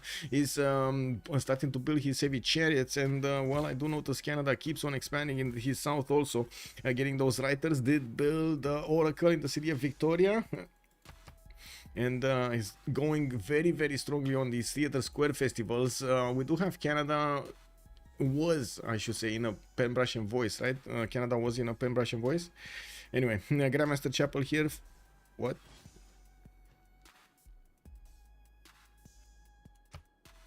Okay, I mean 32 Faith Attorney is good, but really Grandmaster Chapel, I guess, okay, he's thinking long time over there for those magical ponies. Maybe nature calls on Korea player. Yeah, Poland is probably going to finish the China-Egyptian fight afterwards. I don't know if Poland is going to finish. That's a very good question. We do have him starting to get that science going, and we gotta see what the tempo will be on Montezuma, or I would say actually Mongolia has a better chance of getting a very good sim going. He's 63-40, but he did manage to get his production numbers up. In comparison, we do have actually Jadwiga on 150 points of production, while I do see Genghis on 160. That's so much production from so many cities, but yeah, so many cities, that's the point. He has so many cities. Also, what will Tamar and Egypt do on the left side? They're still putting up buildings here, and the cities. Grandmaster Chapel in Tbilisi, getting his commercials out from Batumi. Got Reina in the city of Machketa, so he can trade with Aztec and get the extra gold going. He's on 72 science, 126 culture, and 156 points of production. We're gonna have the World Congress going. We're gonna have a pause for 2 minutes, and we're gonna come back to see how the wars are going, and well, what will happen in the next era. Yeah, he's being fed junk food. Oh my god, we got the +5 Congress, boys. Oh boy. Okay, 2 minutes and we're coming back.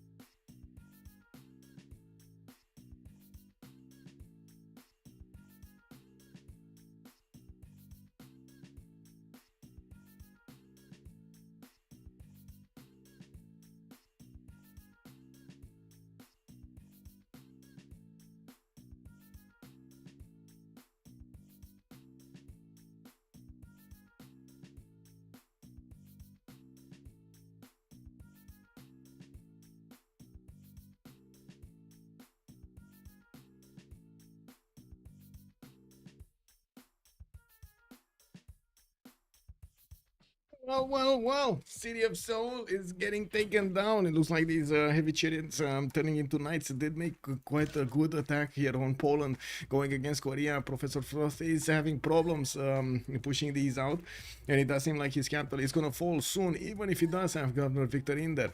Now, let's take a look at their options. Let's see. Heavy caps, +5. No, yeah, no. +5 combat strength.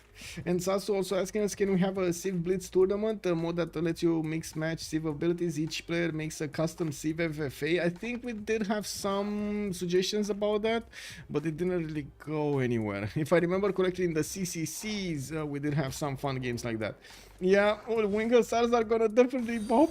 Dead Dolphin Meister, good evening, sir, and welcome. Has joined the round Great Merchants, double the points. This is gonna be massive. And also Sejong getting 2 Diplo victory points. Interesting. Well, he got the Diplo. At least that, you know, he got the Diplo. Let's see what's going on here. Stalemate. Okay, so free inquiry golden age on Cleopatra. We do have him 123 science, 65 culture, 168 points of production. Any more wonders? No. Intelligence agency in the city of Iunu. Reina in the north towards Satusa. Okay. And I do see he keeps on expanding towards the east side, covering the land, or I should say, yeah, towards Aztec over here and towards Mongolia. We do have Canada, still on his 28 science a turn on 168 culture. He's in a pen Russian voice Goldenish, Merchant Republic, and keeps on expanding right now towards the west side. I don't think he made a friend. He's only on 112 points of production, and I do see he's getting quite a few builders. Not to mention trading a lot with Kumasi. So much culture gathered from Kumasi, by the way. Montezuma, 95 science, 78 culture. A bit surprising, but he did go very, very wide over here. 2, 4, 6, 8, 10 cities. And we do have him getting a few horses and heavy chariots towards the right side. I would imagine these will turn into coursers and knights pretty soon. And since he does have a general and quite a few amenities, he's on +7 luxes. I think we got over here Aztec. Just turning up the engines, you know, like I think it's like one of those old cars, you know, old American cars, just so boom, boom, boom, boom, boom. And when he started going, it's just boom, boom. Oh, muscle car, let's go. We got Dr. Anxiety over here, definitely gonna spread some anxiety in the Chinese cities. Yeah, we got him also with industrial zones coming up from Tepexpan, one turning encampment from Marinaco, and getting his intelligence agency from Tenochtitlan that will give him a free spy that will go whenever he wants to give him some extra intel. I do see also Tamar, Pembrasian voice this time around, 86 science with 147 culture. We do have him starting on his industrial zones a bit later than everybody else, but it should be fine. I'm a bit concerned about the placements of these industrial zones. Doesn't seem like he's gonna have extremely strong ones, like a +4 over here. And what's this one? This one? Is this one? No, that's a campus. What is this one? There's this one? Is this one a +1? Oh, no magical setup of aqueducts over here for Monsieur Georgia. It looks like Hitterol just doesn't like aqueducts, man. I mean, you know, there was one aqueduct in the history of Georgia that was connected to a volcano, and all of that lava just came pouring through the city. It was a disaster. From then on, the Georgian people said no to aqueducts. We don't want any more red water coming towards us. Yeah, I can totally believe that. We do have Genghis Khan, 135 cents with 41 culture, free inquiry golden age on big Genghis over here, getting his libraries going and universities. He's also starting to pump out a few encampment training projects while he's seeing the total takeover of the Korean cities on the right. Yeah, by Poland. We do need to see how he's gonna react to this. He has Abu for a little bit more heals over there on the units, and well, I guess we do see a few more knights coming around. Sejong gonna die. Cleopatra, Dams of War, 34 science, 22 culture. It looks like the war with China put him at a big disadvantage versus the other parts of the lobby. We do have Neken, yes, on Mount Roraima. Neken does have major issues over there, but still gets the science going. We do have also Harald, 104 science, 104 culture with, oh my god, look at this empire. 2, 4, 6, 8 cities. Wait a second, I thought it's more. Just 8 cities? I mean, I'm not gonna lie, I was definitely thinking he's gonna have like 12 cities over here already.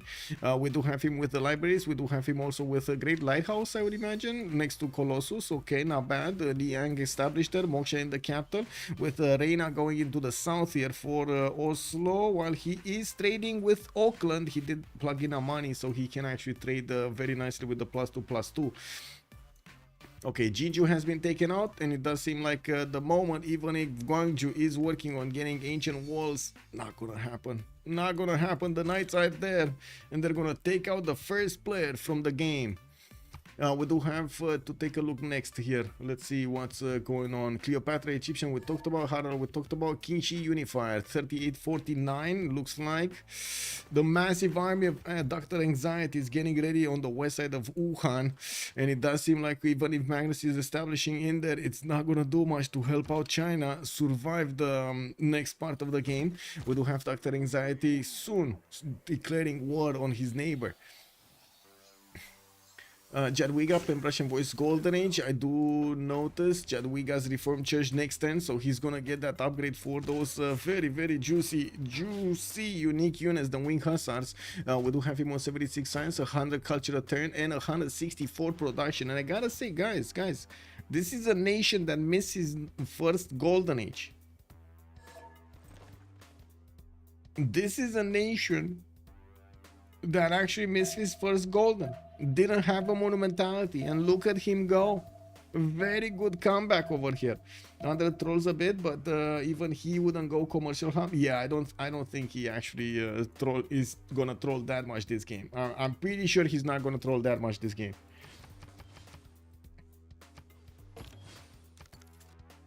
He educated me on Russian seance 2 years ago. Yeah. Okay. Bandar Brunei also has been taken over by Poland in the south, so putting him at 2, 4, 6, 8, 10, 12, 14 cities. We got a Polish nation here on 14 cities. Can he keep on going and actually keep his amenities up? Because right now he's on 0. Well, no bonus from amenities. We do have Dr. Daydream upgrading some of his crossbows, and well, they will do more damage here. Okay, and that's the first player out of the game.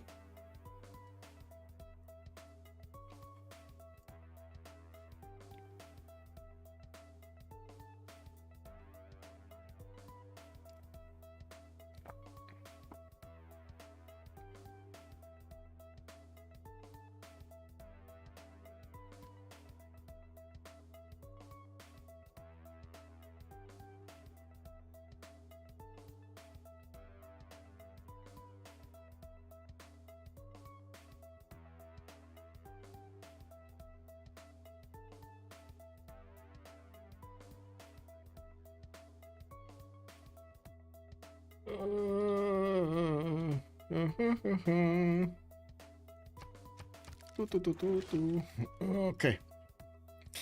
So more knights coming around from Dr. Daydream. He did manage to get at least 2 more cities, Ses and Saerin, while he is sending another city to the east side. Unfortunately, this is going to be extremely painful for him to come back into this from his 37 science and 24 culture. Looking at Canada, getting more amphitheaters and also building up his art museums. His production is a bit of a problem on only 132, while quite a few others are over 200. We got 1, 2, 3, 4 players over 200, with another 2 coming up right behind them. It does seem like we're gonna have Aztec over here start his attack run on China, and he's not gonna be that far away from Canada either. And we do have knights and coursers being sent towards the city of Taiwan and Wuhan, and I do see Professor Crow's army is deployed on the southeast. He doesn't have gold, he doesn't have resources to upgrade those units on the west side, nor does he have that much production to actually react to this immediately. We do need to see how quickly Dr. Anxiety will finish the job over here on China. And this, I guess, it is kind of a hard lesson a lot of the players are learning into the FFAs. You don't really want to irrel war into your opponent, or I should say, you don't really want to war your opponent without knowing 100% that you're actually going to take over that empire. If you don't have that extra edge, you really don't want to start the war, because otherwise you're just going to end up as bad as your neighbor, and your other neighbor that did not war would just sim above you, would just develop his cities well above you. Set up a power plant and the zoo set up in Korea land and sim. Well, looks like Professor Matter here is starting to move his catapults to the west side. We do have two of them coming up from Gdansk, and we're going to need to see where they will land on. Looking on also the cities of Norway, it does seem like we got quite a few catapults coming around from his cities, trying to build a chicken eater. I like this. I gotta say, I like this. Getting the extra production, extra culture on these cities will be quite nice, right? He has so many of these rainforest tiles that he actually abstained from chopping. Oh, that's quite a bit of discipline right there. Or did he not discover his iron? No, he must have discovered his bronze working. Come on, let's be real. He must have discovered it. Yeah. He must have. Anyway, he does have a knight, so he did. Encampments coming around from Dr. Simple towards the northwest. Looks like he's smelling danger. We do have Dr. Anxiety sending one of his courses also towards the south. And at the moment, he did not declare war on anybody. Although I do believe we're just a few seconds away from seeing the war declaration go through. And I would imagine Wuhan, the city of Wuhan, will be the first target here. Yeah, these courses can get in there. They can get in there. Hey, we managed to get to 80 likes on YouTube. Thank you. 40 likes on YouTube. Thank you so much, sirs. And I do hope you're enjoying the show tonight with me. Let me actually switch this off and switch the poll off and switch it up. Royal Dragons, good evening, sir, and welcome. Why is everybody? No. Nobody's hating. Nobody's hating. They were just, I would say, a little bit curious why you went that way versus the other way, because we're just used to a different meta. This I do have to say, I think you should have placed the cities a little bit differently. I think you should have gone with your second city on the commercial, and instead of building commercials first, you should have really gone for seance. That's usually the way to play Poland at the beginning. You get the culture from the pen, brush, and voice when you start off the first stage, and while you do have a lot of science banked up from the seance, you need to balance the culture also. With how to say, with that pen, brush, and voice. You would have had a hard game in any case because of the lack of available heals next to your possible seance. And also, this is one of the reasons people don't actually want to play that much Koreas on the Pangeas. They like to play it on Highlands. They like to play it on the big maps, basically. I think they don't even like it on lakes, even though that is kind of a big map. But anyway, you get my point over here. I use the Civ6 the best. No worries, Royal Dragons. That is literally how every one of us has learned. That is literally how every one of us has learned. Doing mistakes and getting these, doing better next time. Doing mistakes in one game, doing better next time. Doing mistakes in the other game, doing better next time, and so on. Baxter 100, good evening, sir, and welcome. Those are doggy scouts. Doggy scouts? Those are doggy scouts. Yeah, I'm sorry. Doggy scouts. You're sure? I was so used to getting to see cat scouts, I totally forgot. Anyway. How much lux does Aztec? Aztec was on 7 luxes. Let's see if he got some more. He's on 9 luxes. Uh-oh. Did he get Coco new and Mercury new? That's it. That's why he got an extra +2. I think so, right? These cities, Wuhan and Taiwan are other continents. And oh my god, he's gonna get Xi'an and Changsha also. And he's gonna get access to a pearl tile that's gonna be a 10, a dice tile that's gonna be an 11th. Uh-oh. Oh my. I don't think even the Canadian Mounties are gonna withstand the +11 Aztec. Just saying, boys. Just saying. Like, look at the damage of these coursers against the city of Xi'an. That city doesn't even have time to build the walls. Not that walls are actually a solution in this case, but they would have delayed the takeover for at least 1 or 2 turns. I do see a religion also is appearing here in the Canadian cities. Vancouver did get a holy site going, and that's going to be Zen meditation for Canada and Defender of the Faith. I do have to mention also Poland did manage to get to 115 science and 117 culture. We do have him with the first wing hussars coming out on the west side, but it doesn't look like he has a bulk of his army there. He's just putting knights everywhere in his cities, trying to benefit as much as possible for maybe a possible extra amenity there. I'm actually curious if he's using retainers. Yeah, he is using retainers. Machiavellism, self-storm, natural philosophy, and urban planning. Wait, he doesn't have a card better than urban planning? Not to mention Republican legacy for the amenity. Wait, he doesn't have? Why no commercials then? Interesting. Anyway.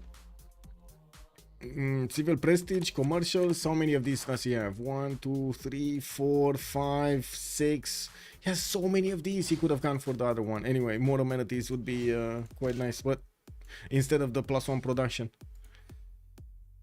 I guess the cities on the right side that he just newly conquered are gonna have quite a bit of lacking production points.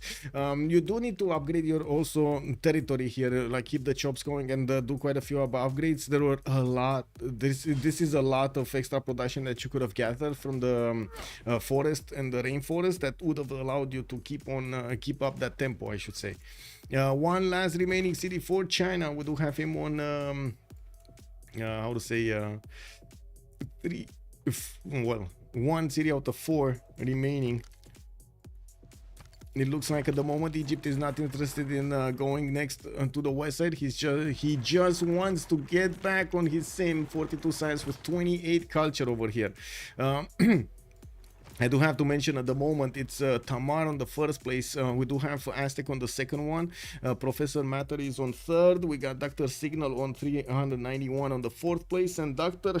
Harry is on 384. Coming up next to him, Dr. Marbles is on 354, and I do see Dr. Simple on 312 right past him to the bottom over there. This is a very low score for Canada. We're going to need to see if he's actually going to manage to get back on track. I do also want to mention Mongolia doesn't have that many units, and well, if Poland would have wanted to, he could have definitely dealt so much damage to Dr. Marbles. At the moment, Poland doesn't want to move. He doesn't want to move. We do have coastal trade routes also set up between Mongolia and Egypt. This is going to give them a lot of gold to both of them, actually. I do see Harry is on 227 and Dr. Marbles is on 156 gold a turn, both of them over 200 science, with Dr. Harry on 121 culture and Dr. Marbles on 47 on Mongolia Genghis.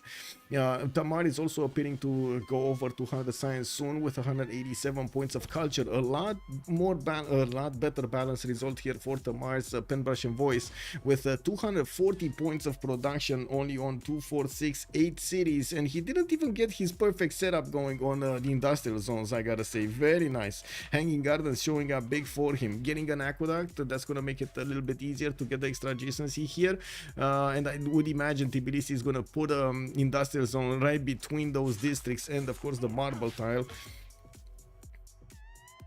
Let's see, Changsha, well, we'll need some love here. I think I didn't get the chat on Twitch together. Yeah, there we go. Aztec has his game. It's over. Okay. Oh, you think Aztec has this game? Wait a second. Wait a second. We don't know that yet. What do you mean? Whoa, whoa, whoa, whoa, whoa. They basically just jumping the fence over there. Jumping the gun. Now, can you reveal the dead players? We wait until the end, sir. We wait until the end. I don't want to reveal because afterwards you're going to see players starting to say, oh, that's not that guy. That's not that guy. So it's not... So it means it's that guy and so on. Let's not actually feed into this. Admiral Fuzzy Pants, hello there, sir. Thank you so much for the prime. Thou shall be knighted primer, Admiral Fuzzy Pants. I'm back, and these ads are obnoxious. Here's some cash to take them away for a bit. Thank you so much, sir. Putting bread on my table, literally. Thank you, sir. Thank you. Can I see all the players list? It will be obvious which one was the novice. I mean, sure, I can give you the player list. It should be actually available to everybody that has access to the Rooster Cup registration. That should be everybody, actually. So it's Alco, Kyber, Guardian of the Nachos, Schwabel, Maidron, FKDN, Legenden, Silence of the Kicks, Dieter Donor, Under, and Royal Dragons. Just gonna give it 1, 2, 3, 4, 5. Boom! Close the screen. There we go. Under is like nearly guaranteed. No, I don't know. Again, we don't know.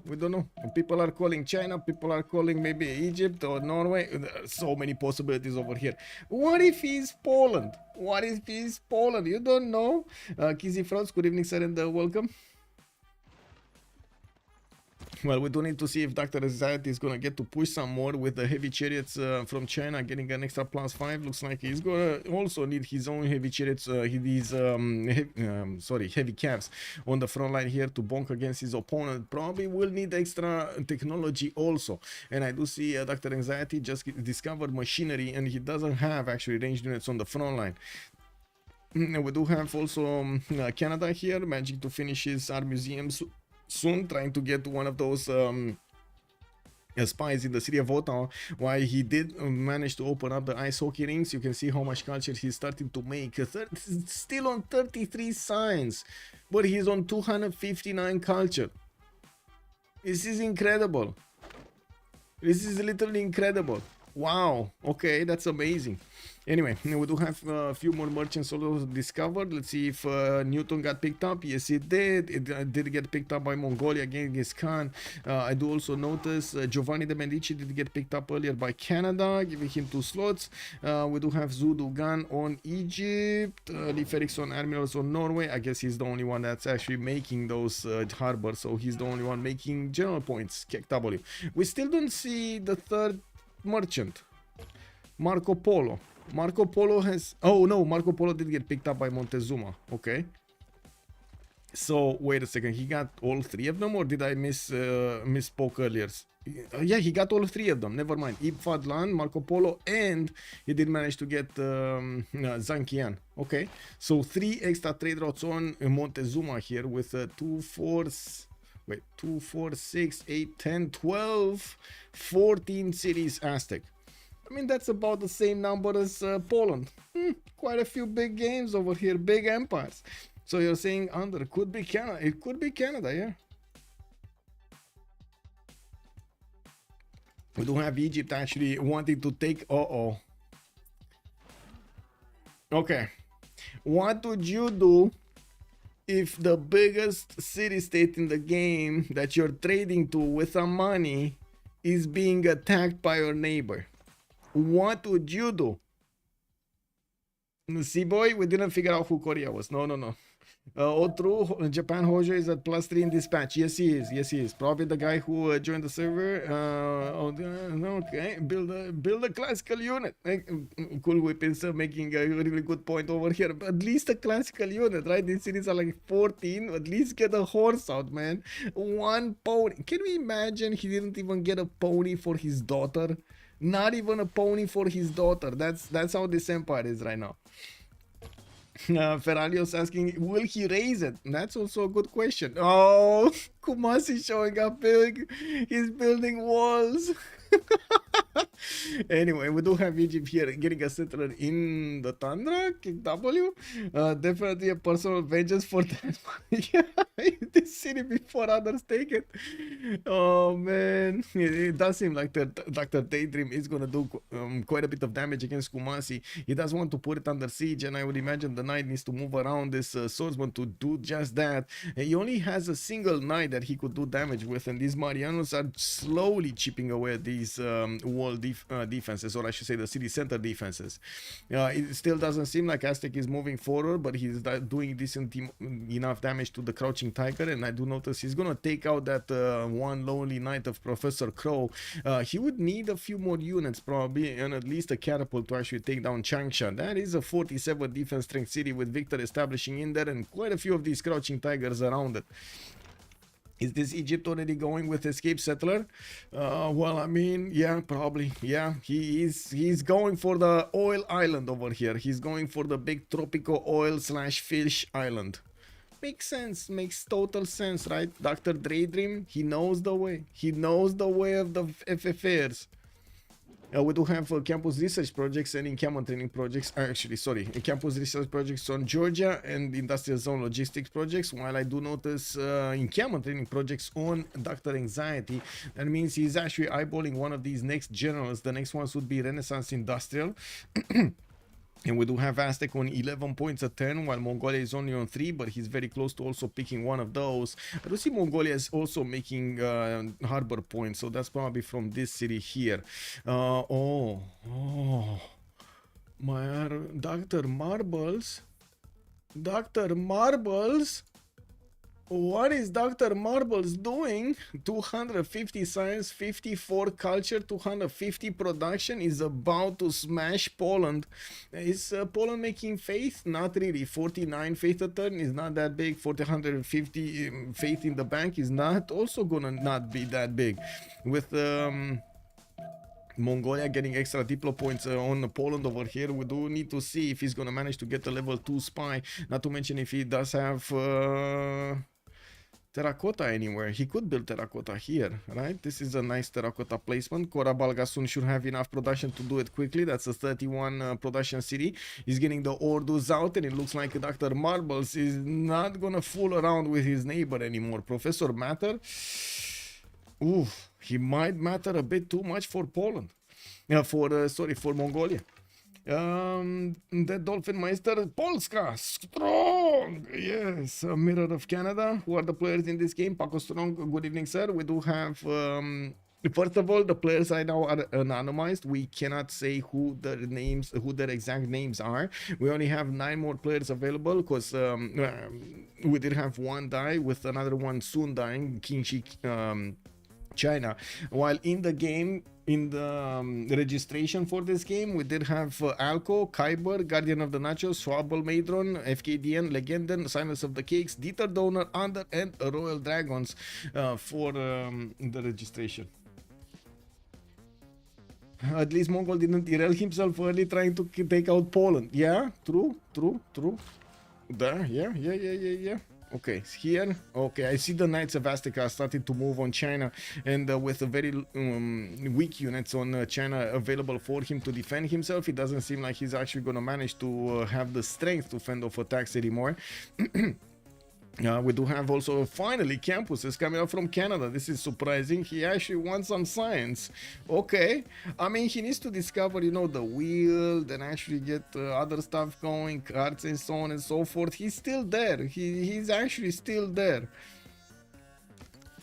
Let's see, what is his science right now? He's on military engineering in 3 turns barely on Wilfred Lorien. So he doesn't even know Niter. He doesn't know what Niter is. Anyway, we do need to see if also Aztec is going to follow up the attack against somebody else. We do have him right now fixing his production problems. He's on, whoa, production problems. That's what they said. We got 451 points of production on Dr. Anxiety over here on Aztec. 229 science and 176 culture. It looks like he is managing to keep his empire. Let's see his happiness. Quite happy. +6 happiness pays over here. Look at him go. He's managing to get like what, 200 more points of production than the next one.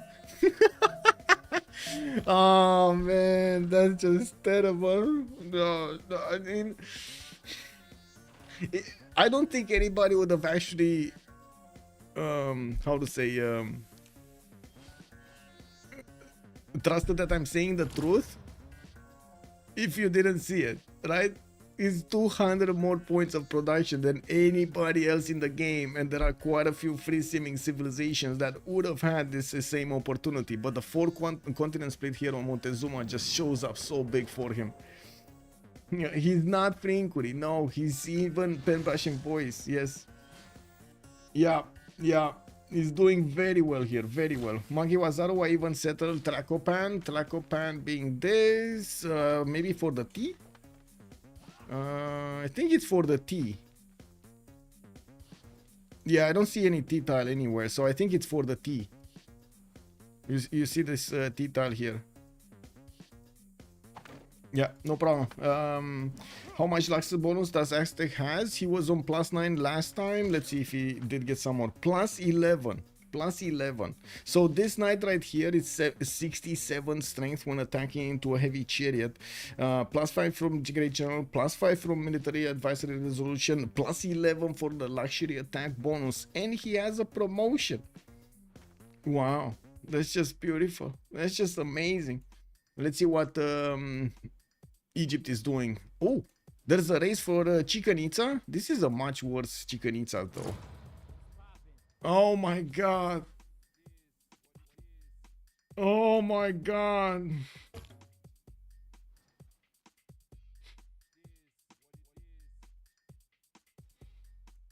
Man, The Civ gods are telling Norway something. He's gonna do, yes.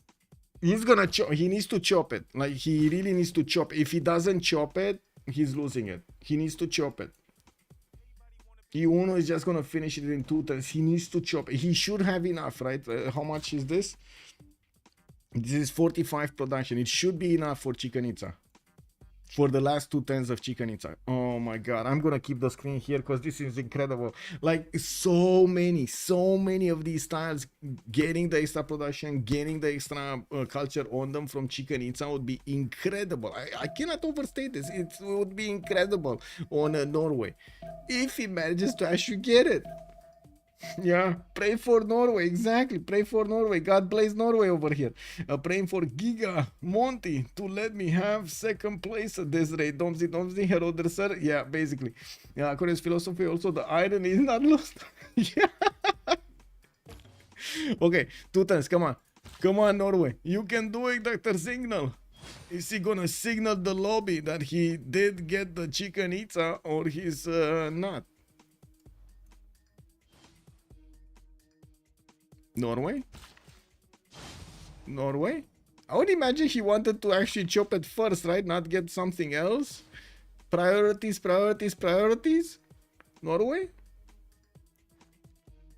Hello?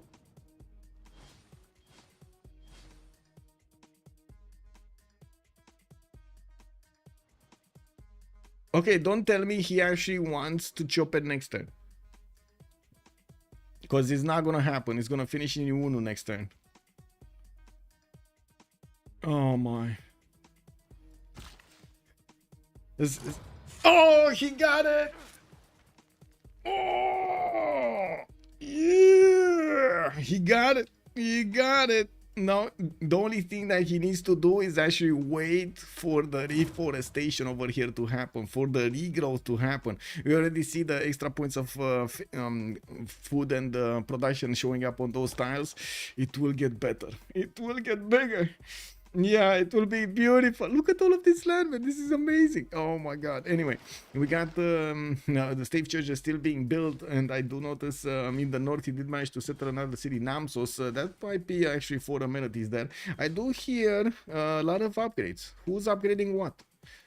Okay, Mongolian cuirassiers are coming in. We do have Dr. Marbles with cuirassiers with the +3 Mongol horde, the military advice resolution, the general, but he doesn't have extra intel on his opponent's movements. Mongolia's Tatatunga spy is still waiting an assignment, and I'm not sure if he has a promotion or not, to be honest. I don't see any. 5 turns for Terracotta Army. We're thinking that he's gonna try to do this, and if he did manage to finish up at least one of those missions here, he should have one promotion available. That would make it a level 2 spy when Terracotta is gonna finish, and that will be extremely valuable. There we go, promotion available. He moved it back. I don't know if it's still alive though. I have no idea if that spy is still alive, if he did manage to get it out or not. Anyway, Changsha, 52 defense strength. It looks like the Aztec units are gonna slowly bonk. He did manage to get the trebuchet out, and it will move towards the border of Changsha and take that city down, pillaging the mines, pillaging the pastures, and it looks like we're gonna have another player disconnecting quite soon. And that would make it very hard for Egypt to defend this, especially since he is very, very low in the science and in the culture at the moment. Wilfred Laurier jumping up to 354 culture is having the culture of the game. Wilfred Laurier is barely on 58 science, but it looks like that doesn't bother him at all. He's fine. He's only on 222 points of production, while we do have Montezuma beefing his cities up past the 500 mark on 554 points, almost 300 science with 192 culture. While I do notice Poland right now is actually stagnating in his development in the science and in the culture. He's building up his faith generation, he's building up his science, he's also trying to get his production numbers up. He did manage to get up to 288. He's finding it quite quite hard to get the builders to keep on chopping and increasing his tempo in these conquer cities on the right side. And well, we do see the army of builders showing up here. It will help in the next few turns to get those get those cities back on track here, get those mines, get the instant production from the rainforest and the forest shops. Thank you so much for the follow. Also, just a Soul fan, good evening sir and welcome. Kissy4, also Faith by how he's actually getting them. He has no production right now. Wait, who are you talking about? Poland, or who are you talking about? Who's getting what? Canada could kill Aztec with the bounties? I don't think so. Let's actually see. Where is Aztec? 300 points of science Aztec getting banking. Okay, did he manage to get his... no, he did not get the upgrade button on the knights, on the cuirassiers. Mounties... I don't think we did have... Well, they can't hit each other actually. Who did Aztec manage to make... he was friends with Tamar, right? He was trading with Tamar. So I don't think he has a friendship with Canada. But let's double check. Maybe there was a bit of a shift over here. No, he's actually allied with Tamar. Okay. Industrialization also popping out next turn for Tamar. While he's getting nationalism, he's building up the Forbidden City in Batumi and getting a few more workshops. Nice placement of that +5 industrial zone from the capital. And right now building a few more theater squares. Also padding the numbers on the encampments. Canada fascism Mountie army push. Nutria is calling out. War has been declared. Oh, Marbles have declared war on Dr. Matter. It looks like Professor Matter over here is gonna get attacked, and we do have Mongolia with his cuirassiers able to actually bonk against the wing hussars. They can double shot them or triple shot them, and I do see the field cannons are also gonna matter quite a bit. He did manage to get the walls up. Professor Matter is defending a block with 75 fortification strength walls, although I do have to point out how quickly these units of his are gonna die or get captured, because you know that's also a possibility here. I still don't see a spy appearing in the cities of Mongolia, so I really hope. I mean, we still don't know if that spy actually got captured or not. Nice catch on the war. Nice catch. What did you guys vote in the prediction, by the way? Who are you preferring? So it looks like you're preferring Kongen Norway to win this, Aztec with 43% to win this, and Cleopatra Ptolemaic on 24%. I do have to say, we're only needing the first 5. It doesn't matter in which order, we just need the first 5.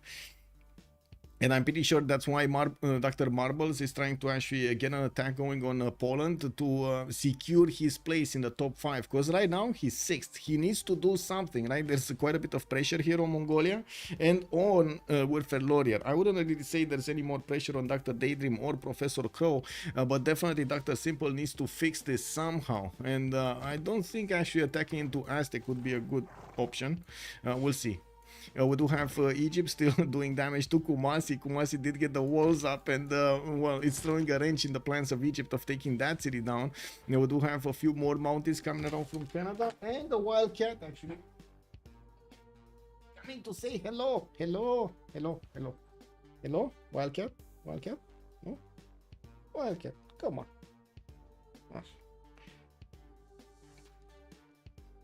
Very energetic. This cat is very energetic. Simple started to play Civ6. It looks like, yeah, but without the 1. He doesn't have the 1 yet.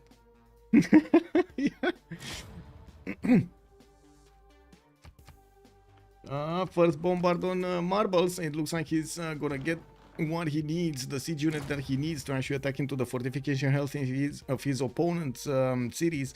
And we do have Taj Mahal being placed down from Poland. Maybe he's trying to kill tiles, because it doesn't seem like that city is going to stay alive for much longer. There are a lot of wing hussars coming in from Poland, from his empire. All of the empire did get notification that he's getting word on the city of Plock, even with Governor Victor inside there. It does seem like Mongolia has quite an advantage against Poland. And let's see the spy. Is he showing up in the capital city here or not? Is he gonna show up in Karakorum? No. Still no spy. Still no spy. Okay, Mongolia moving to attack another wing hussar. Looks like he's starting it off and triple shooting it down.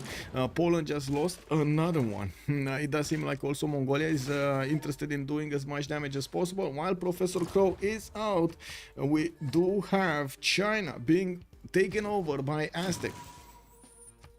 That's another player. We're down to 8 players in the game. 2, 4, 6, 8 players in the game. With me as a spectator over there just watching things happening. Yeah. Poland spy in the southern Mongol city. Yes, sir. There is a spy over here. But I was talking about the spy of Mongolia that was in the city of Plock and then finished a mission, and then we seen that it has a promotion, but we didn't see if it got lost or it went back to the cities of Mongolia. So I was expecting it somewhere. We're expecting it somewhere over here in the next few turns, or he's not there. I don't think we can see it otherwise. And then there were 8. Yeah, and then there were 8.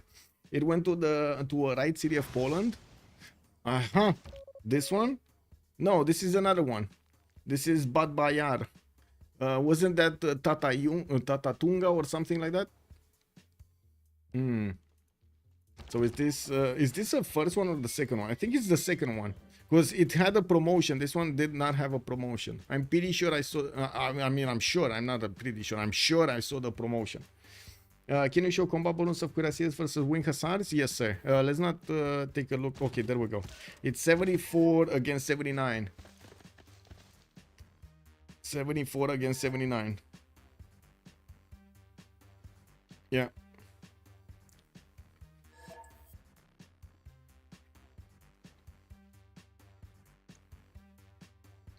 Also, the wing hussars did not have time. The initial ones did not have time to actually fortify that. Now with the field cannons on the front line, it's going to be quite much easier, like much more easier to actually handle the wing hussars. You can see how much damage a field cannon can do against a wing hussar, and it doesn't matter if it's across a river or not. We do have the bombards also showing up soon by Dr. Malbers. You know, his signature move on the city of Plock will happen in just a few turns. Now, after Dr. Anxiety did manage to take over the Chinese cities, he did also manage to increase his attack strength over here on his units. He's on plus 12 luxury attack bonus. Oh my god. I would imagine bombers are gonna come out soon. Tech side, he's going labs, scientific theory coming up in 1 turn. I do see colonialism also showing up in 1. No, he's switching to nationalism in 1. And Mongolia, Dr. Marbles is starting to get the tiles around the units of around the units of Poland, the wing hussars. He started his attack run with the bombers against the block. That city can be hit from 4 tiles. Those are 2 tiles out. It is gonna be a lot of damage being dealt to that city of block. I don't think even with a wing hussar he can actually keep it. We do need to see also the field cannons getting into position to keep deleting these wing hussars that are getting rebuilt quite quickly by Poland. He has the production. That's not the problem.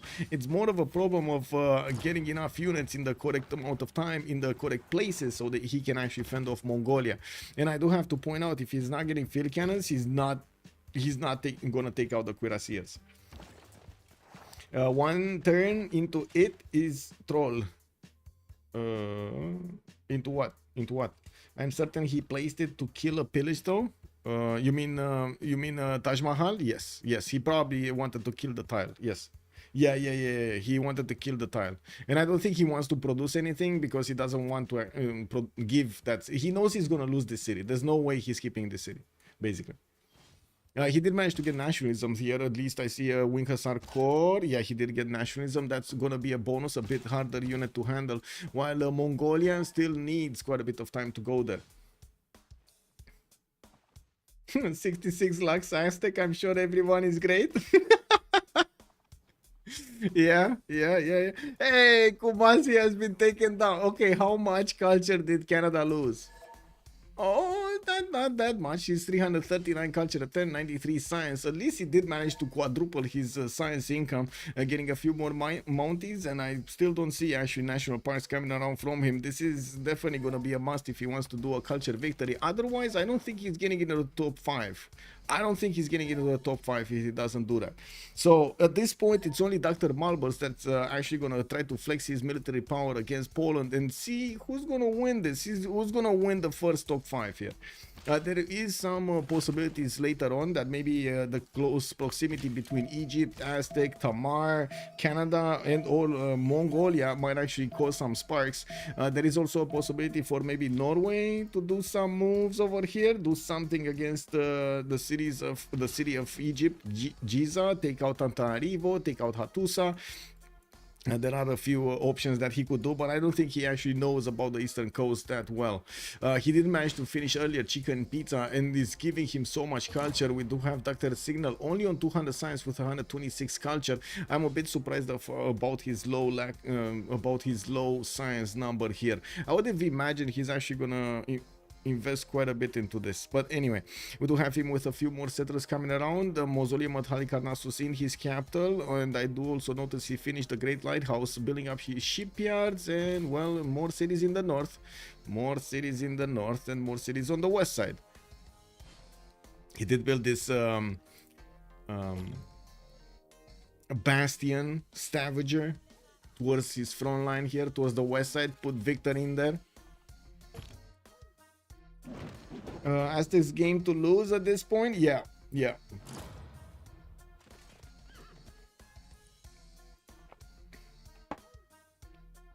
Why Lighthouse so late? I think he just wanted the era score. I think he wants to keep being in a golden age. He's 105 out of 109, and with a mausoleum, he's gonna get very, very close.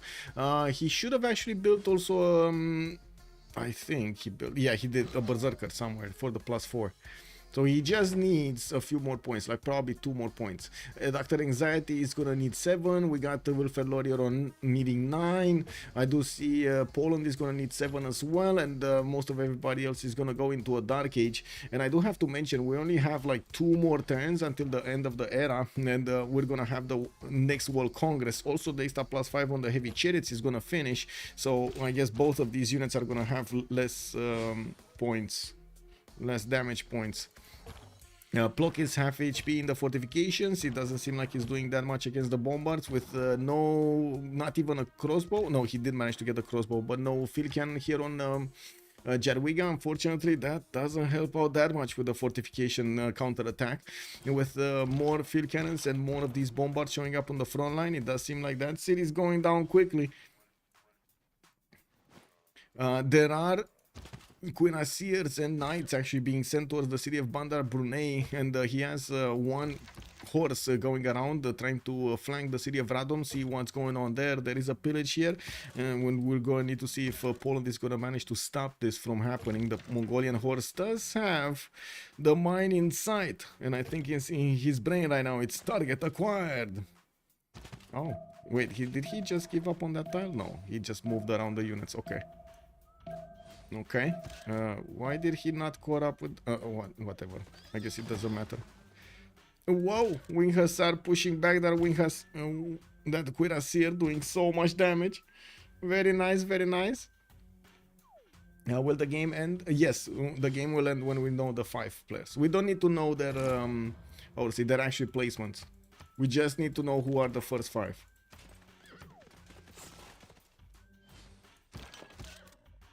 Okay, and this is gonna be quite a show of field cannons. I wanted to say, there we go. Oh man, Wing Hussar Corps didn't stand a chance. We do need to see the bombards starting to get their attack ranks against Plock. There are 2 of them waiting to do their attacks, and I do see the Trebuchet is also gonna get it. That's Trebuchet on the campus style. 1 bombard shooting and another one upgrading. It does seem like we don't really have Mongolia here with that much anxiety to go against Poland, right? Definitely not the quick takeover we saw on Sejong or on China.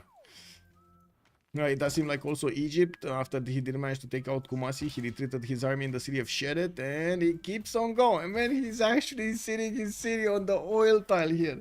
He's actually getting it on the oil tile to just be safe. Wow. Okay. Well, Dr. Anxiety on the first slot here with 661 points, 70 points ahead of Professor Hitterol. We do have Professor Matter on Jarwiga on 573 points, while Dr. Harry is 529, Dr. Signal is 522. We do see that Mongolia did not manage to get more points, and this is what happens when you actually invest so much into an army. The army doesn't give you points. What you take with the army gives you points. If you don't take stuff with your army, the production you spend does not translate into points. Does that make sense? Can you show scores, please? Yes, sir. Yes, sir. There we go. CP Hedgehog, thank you so much for the 18 months. Much appreciated, sir. Oh, sorry, 16 months. Thank you so much, sir.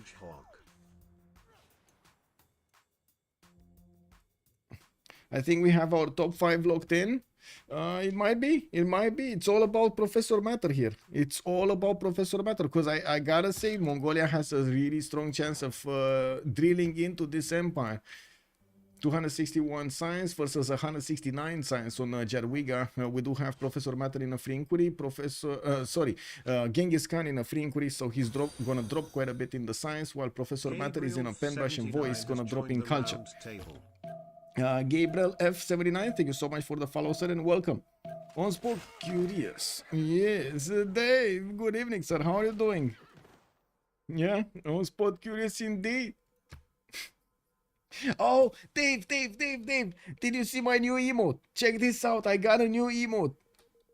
Oh, look at the gummy bear. Look at the gummy bear. It's amazing. The gummy bear. I got the gummy bear. Ooh, ooh, ooh, ooh. Oh, yeah, there we go. Mongolia taking out another one of those wing hussars. It does seem like his bombards are going to shoot down the walls right now in the city of Plok, and his cuirassiers are going to take a bit too much damage of attacking into that city center by themselves. I'm pretty sure he's going to want to wait for the bombards to keep on going. Now, with much pleasure, Dave. With my congratulations. Big games over there. Did you watch the Gummy Bears cartoon? I did not. Wait, there's a Gummy Bear cartoon? I didn't even know there is a Gummy Bear cartoon. I actually don't watch that many cartoons these days. Not gonna lie. Maybe South Park is actually gonna get something out so we can actually see the future. Have you guys seen how many things from South Park actually turned into reality? This is amazing, man. They're prophets. Natro, good evening, sir, and welcome. How are you doing? Apparently that show gave me nightmares. Oh wait, you're talking about, wait a second, you're talking about the wait, the Happy Tree Friends or something? Those ones, I seen it. Yeah, I seen it. But the Gummy Bear show, I didn't see it. I did see the Happy Tree Friends, and they didn't look that happy, not gonna lie.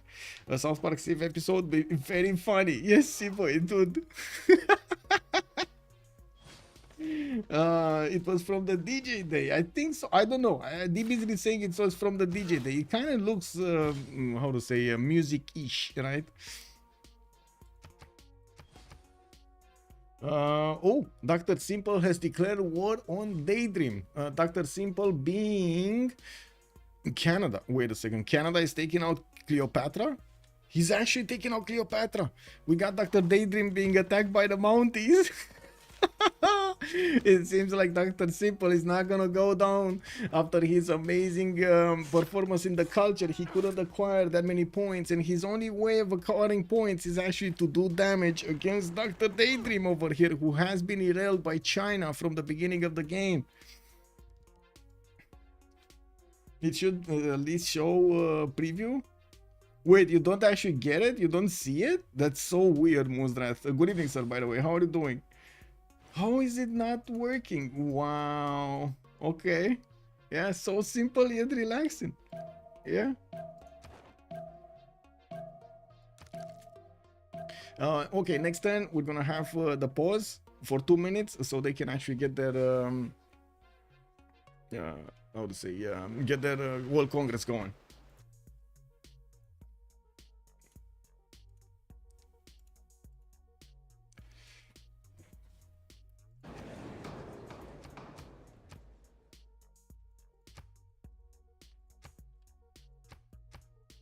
Bit of it.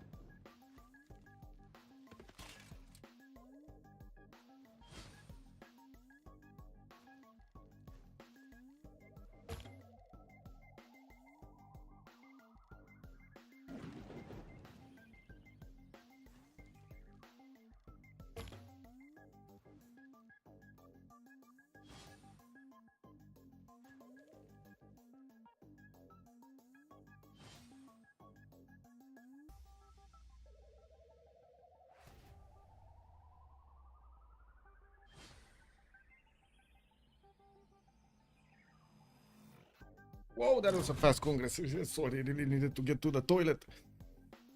Also on YouTube, I did actually, and this poll, I totally forgot to actually put up the new poll. Let's actually see if we can get,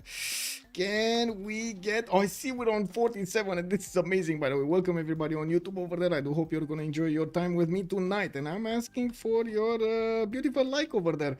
Can we get to 60 likes this stream? Let's actually see. Yay or nay? Let's actually see. Let's see. Such annoying entrance music though. Which one? Which one? What entry music? Entrance. I hate it. You was doing. Oh, you're talking about the entry music as Mounties or something? Anyway. Yeah, it's the 5 Mountie sneak attack on Egypt. It does seem like Daydream is shooting back with quite a few crossbows, but unless he's getting actually field cannons, he's gonna have a problem. He's one turning metal casting soon, so maybe ballistics is not gonna be that far off. With only 61 science, I would imagine he's not that close either. Now let's see what happened in the Congress. Cleopatra, 20% faster population growth, very good. 100% campus buildings. Ooh, oh my god, so many people will get research labs. Hardrada also got the 2 diplo points. He didn't get the first one. It was Korea that got the first one.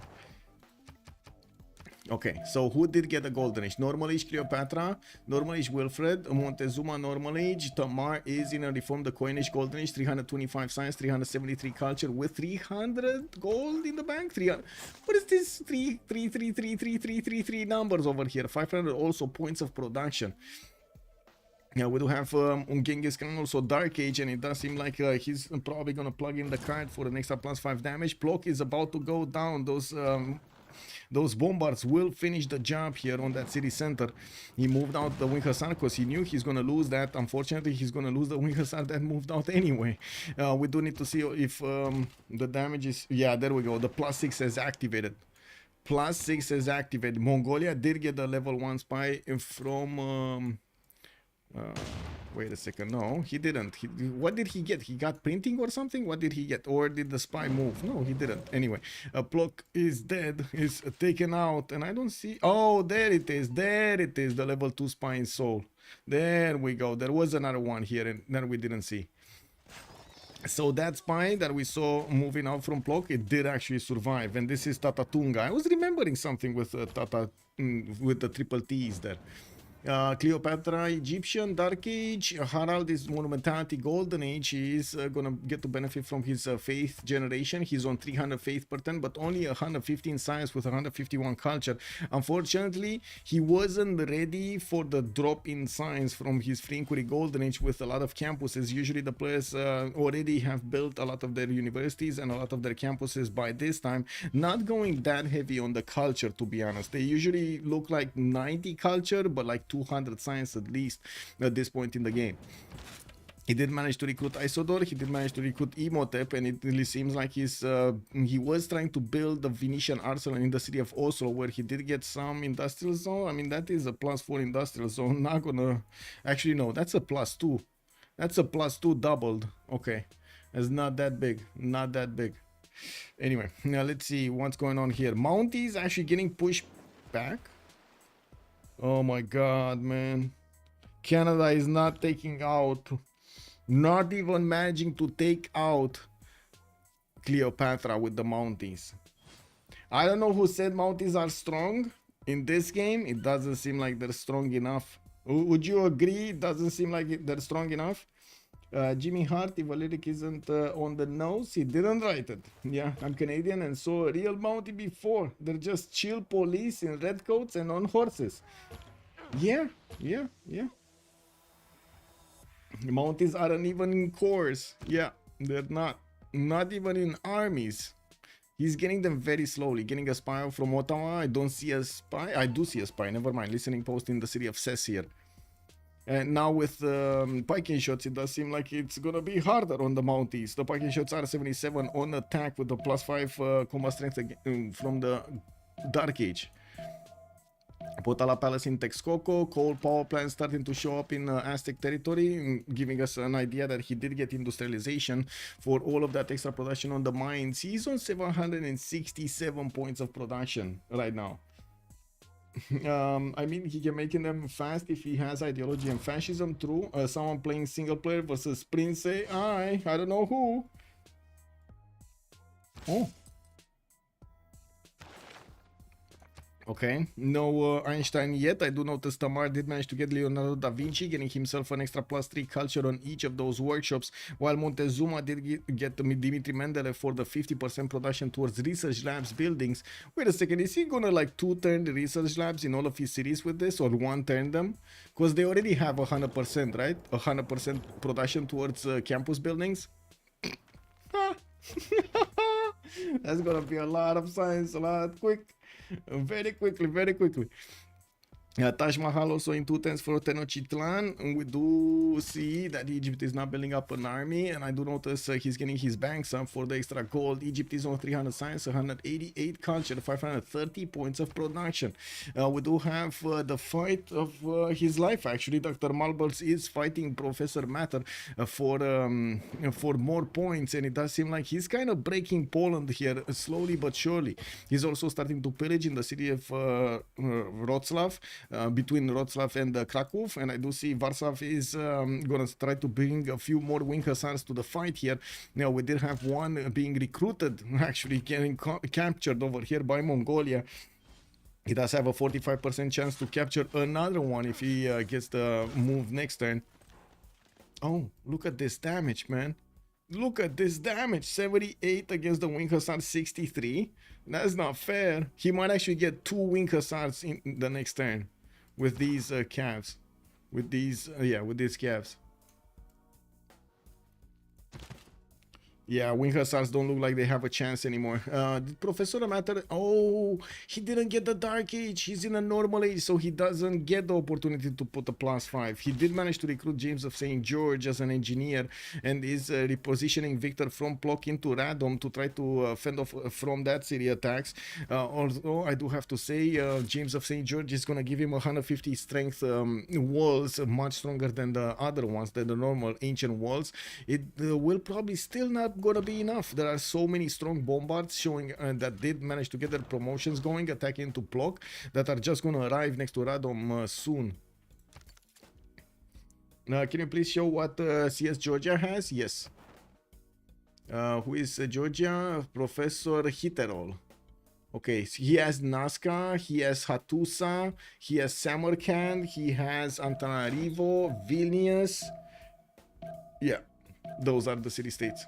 So 1, 2, 3, 4, 5. 5 city-states.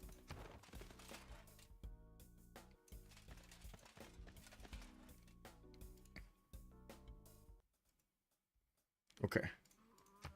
Let's see the mountains in the south. Are they doing anything? Yeah, they're getting back. They're starting to put down a few national parks here and there, but they couldn't actually manage to break Egypt, which is kind of sad actually for Canada. He's not able to actually get the points, even if we didn't have that much science on Egypt or that much culture.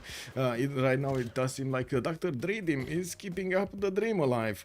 With Mahabodhi Temple also starting off on Dr. Signal. Looks like he might actually want to get some more Diplo points here. He did get to win the Congress, even though I do believe he's kind of late on the points. Let's actually double check.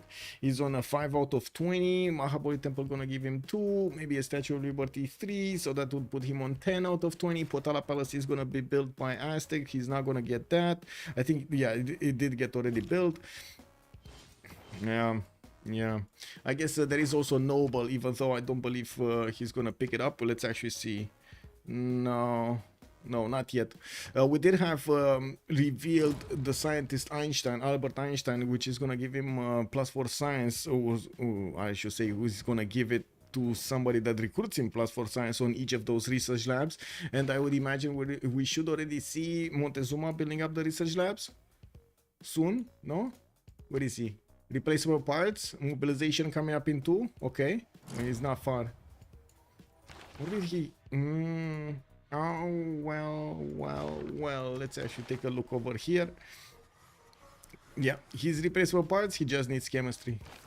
It's very close, very close. In the lands of Tamar, we do have military academies and more coal power plants showing up, and I do see he's building up more entertainment complex in the southwest. He did build one here somewhere. Yeah, there we go, in Gori, and got that arena in there. That's pretty good. I don't see the drop down window though. Anyway, gonna get another city towards Antananarivo. Quite surprising, he did settle Omalo instead of that city towards Antananarivo because of the stone tiles that he would have had over there to improve. I would have imagined he wanted to go for the extra production and having those tiles immediately, the stone 2-5-1s. Taj Mahal is gonna finish next turn for Aztec. I do see him calling up a few units, and I gotta say he didn't actually keep on building any kind of army here. He just had the ones he attacked China with, and that's about it. He didn't want to keep on going. Mongolia did manage to break the initial defenses of Poland, and it looks like he's getting to wrap around the city of Radom. I think he kind of broke Poland. This kind of looks like he broke Poland. What do you guys think? Do you agree? He broke Poland? I think under no, so because Aztec is doing so well, he cannot be KW, man. I think he can, man. Yeah, Poland is in trouble. Poland definitely in trouble. These Mongolian units are too strong for him, and he's running out of little bodies to put in the front line to help fend off attacks against his city centers. Oh, that's a dead wing hussar. Turn 81 CC Aztec.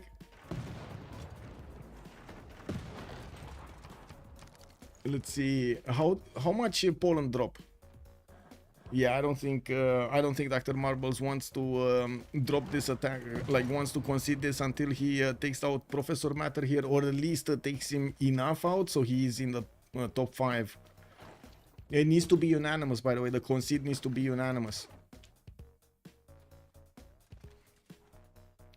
A few more cities coming up from Norway, grabbing these Bergen and Alesund positions to the northwest. Did get Drammen in the northeast, and I do notice he's building up the Statue of Liberty in Skedsmo.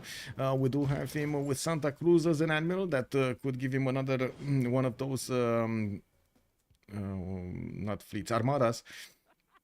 And I do notice he still has quite a few chops, and I do see Venetian Arsenal is going to finish next turn.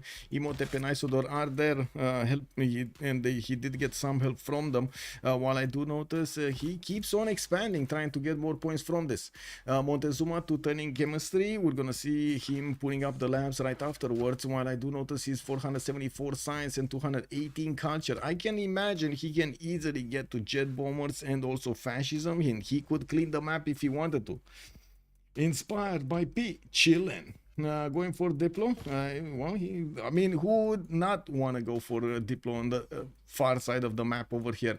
It's a bit curious that he's going for Diplo against Tamar over here. I'm pretty sure Tamar is getting so many of those CS points, and could I would say vote against him. He should circumnavigate the map for the golden, yeah.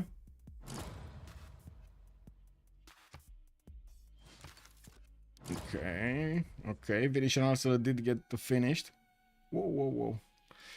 Canadian Mounties are actually arriving next to the city of Shedet. Some Mountie corps with level 2s are there, and it does seem like he's gonna start one-shotting these units. He did manage to get the national park next to, and getting that extra +5 is pretty good. Hello.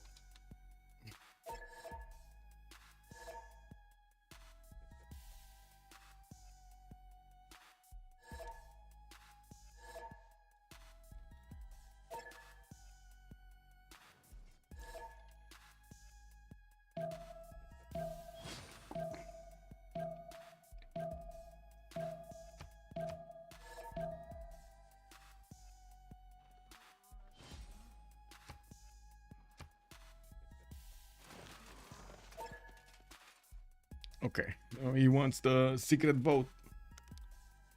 Okay, I mean, that's fine. We should do the secret vote anyway.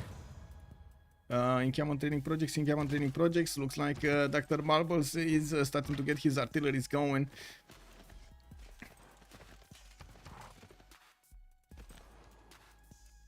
Oh, Look at that. Whoa, whoa, whoa. Who did call out Mont Saint Michel at the beginning? For Egypt in particular, with Lady of the Reeds and Marshes everywhere. Who called this out? Because we do see it getting built in 5 turns.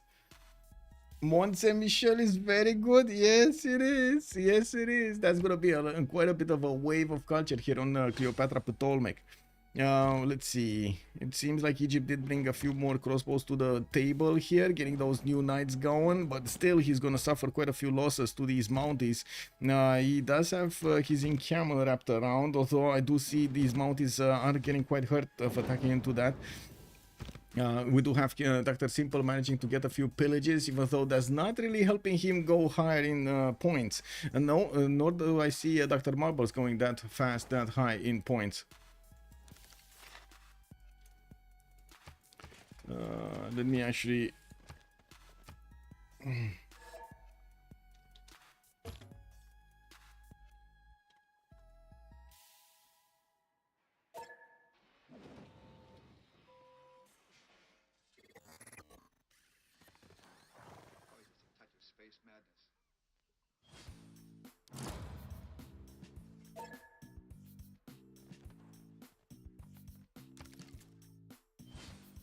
I hope I can do a secret vote, right? I hope I can do a secret vote in the...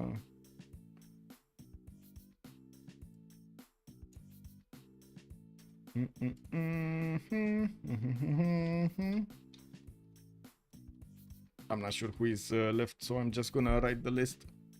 Give me a second.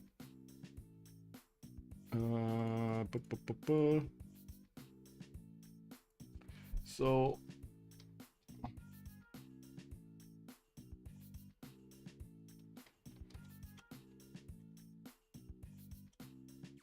Wow, it doesn't let me write the full list. Well, this is a problem.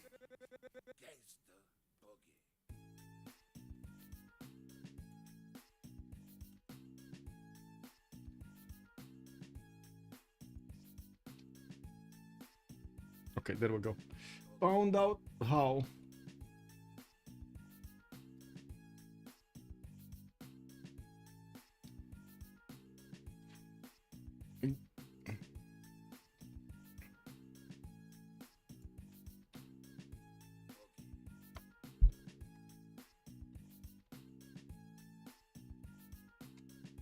Oh my god, it worked on the one, but it doesn't work on the next one, really?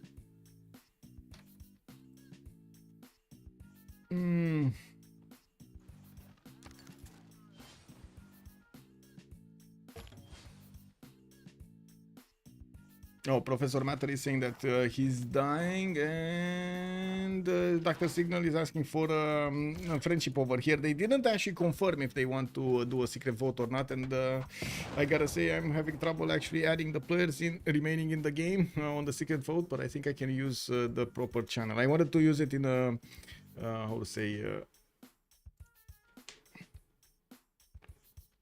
okay. I guess we do have somebody saying minus anyway. No, actually, 2 people are saying minus anyway at this point.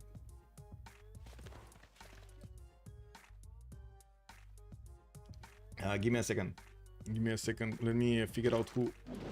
Yeah, okay. Okay. Makes sense. Okay, so Mongolia is managing to get around Radom, and it does seem like Poland is trying to get as much of a defense as possible to the city of Krakow, while Radom is kind of lost to him with artillery showing up next to. These 2 artilleries are going to take down the walls, even if they are beefed up by James of St. George. We do have a few more field cannons also arriving there with the +6 intel. They are doing massive damage against these wing hussars. Now, you can see the 82 attack strength of the field cannons taking out the wing hussars, half strength immediately. And of course, with the follow-up shots from these cuirassiers, he can keep on moving. I would imagine also we're gonna see tanks arrive soon here for Genghis Khan. Actually, he's going industrialization. He's going cartography and civil engineering before he's gonna discover the tanks. Interesting. Well, he does have enough strength to keep on chewing through Polish cities, and we're going to need to see what's gonna happen here. I do have to say, if people will minus, We do need to keep their how to say identity hidden from the lobby so they don't get targeted. If I'm if I'm 6, why would I want to CC? Yeah, exactly, right? Just tell to DM, name them, smile, kick W, flying toilet. I don't want to name and shame, man. I don't want to name and shame, no. Okay, it looks like Poland is quickly running out of units and also running out of steam of production. He's down to 200 points of production. And looking on Mongolia, he's on 278. Definitely has the bigger stick here. Now, with his cities also going for encampment training projects, he's looking for the modern generals to keep up the attack strength on those tanks, get the extra +5 and the movement.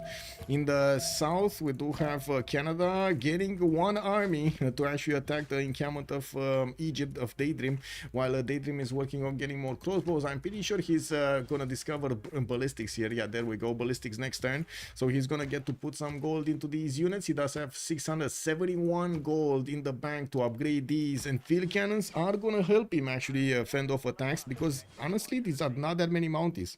Not that many mounties from Dr. Simple. And I do have to point out Simple here. Yes, he kept on building his mounties. They're just not getting there quick enough. Not getting enough of them on the front line to make that big of a difference. He should go and get to farm that farm, get the health from that farm. It creates a storyline for the viewers, yes. But at the cost of, at the expense of the players, I don't want to do that. There are... I believe there's a balance that we need to keep between how to say having fun for the viewers, having something to look at for the viewers, and also keeping the honor, keeping the integrity of the players, and keeping them also how to say away from too much, you know, too much information. I don't think they deserve to be named and shamed. Just saying, I don't think so. But everybody has his own development path. Everybody has his own choices. We all know that there is quite a bit of RNG in the Civ6 game, even though we work so much on BBG, on BBM, on all of the mods that we've used to try to tone it down. There still is quite a bit of it, right? So they're adapting as best they can, and I believe that's a good thing. Okay, Montezuma, what is he doing? Research labs, there we go. He's already getting the research labs. Oh my god. Okay, getting some stock exchanges, one turning research labs in the north. Did manage to get to 631 science before all of these research labs are going to be finished. Even building the University of Sankor here in Tenayuka. We do have him getting his military academies going, and I think I just lost the sound. There we go, I'm back with the sound. The city of Bandar Brunei has been left alone. Mongolia did press on towards Radom and now working towards the capital city of Poland. Does want to get the core city, so he does have as many points as possible. We do have him jumping up on 526, but I think it did not update. Next time is probably going to update.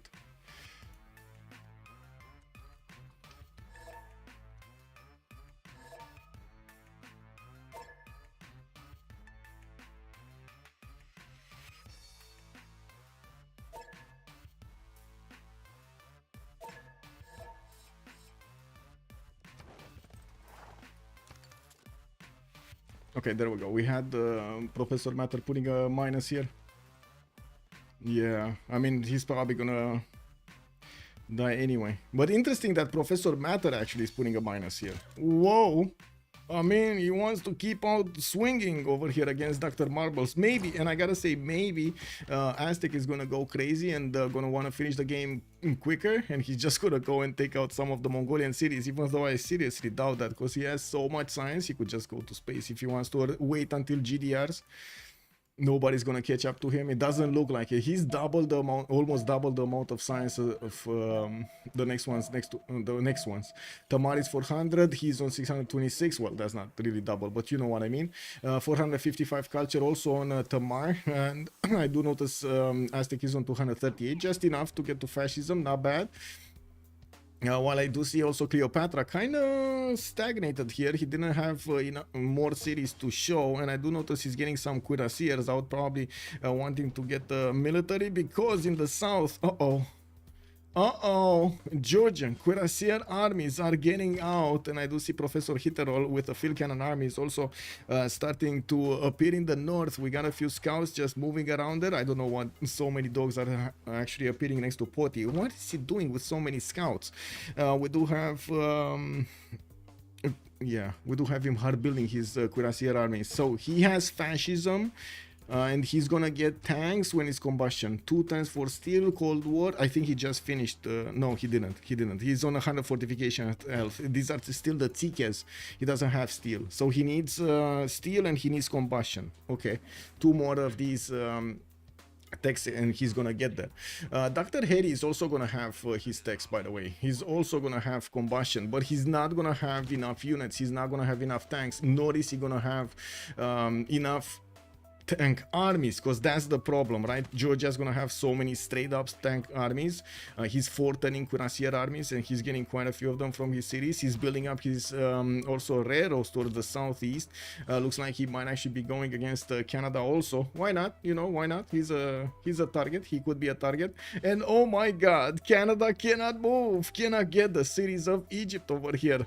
Daydream did manage to get it, did manage to actually stay alive, denying Dr. Simple this these extra points, denying him the first 5. And Dr. Malbus did get onto the first 5, by the way. He just got more points than Jadwiga. I do see Dr. Signal is still on the 4th place, and he has a significant amount of points above the next one, lower than him. Also, Professor Hitterol. Wait a second, battleship? He got a battleship? Wait, Hitterol is Tamar, right? Where is he? Oh, I see the battleship. Wow, I wouldn't have thought he's gonna get a battleship. Was this Admiral or something? Maybe, probably. No, I don't think he has harbors. Wow, he actually got a quadrim and upgraded the battleship. Anyway, aerodromes in the southwest of Tsukumi. We do have those cuirassier armies getting 3 turned here. Yeah, 3 turned in Tsukumi. That's so much production from Tamar. 630 points of production, while Cleopatra to the north is 618. The fact that he cannot get straight up armies is slowing him down so much here.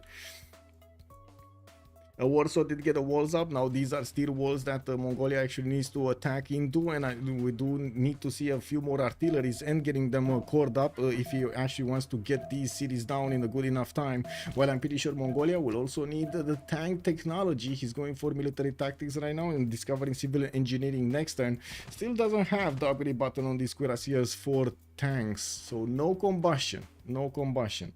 He does have steel though. And I would imagine he also has, of course, refining. Dr. Malbert says declared war. Professor Hitler. Oh, it's going on. It is going on. That city is dead. I see it kind of looks dead over here. Oh my god. This might be cause for quite a few tears, not gonna lie.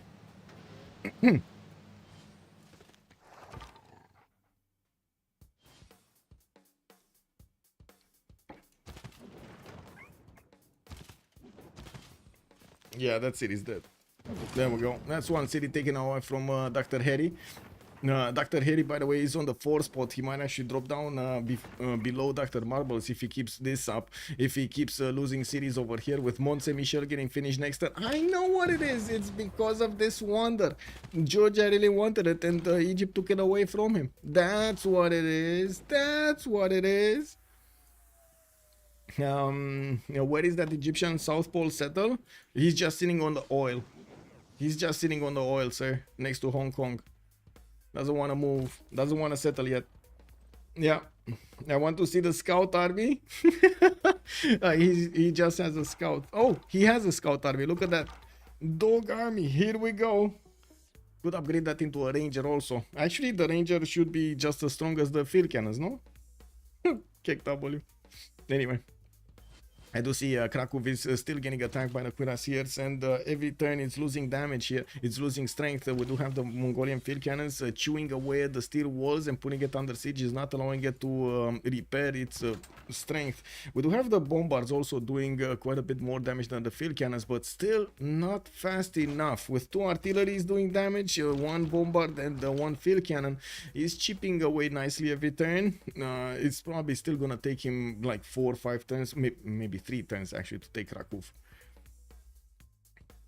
We do have a few wing hussars being sent towards the east side. Interesting position. He's sending a safety settle out.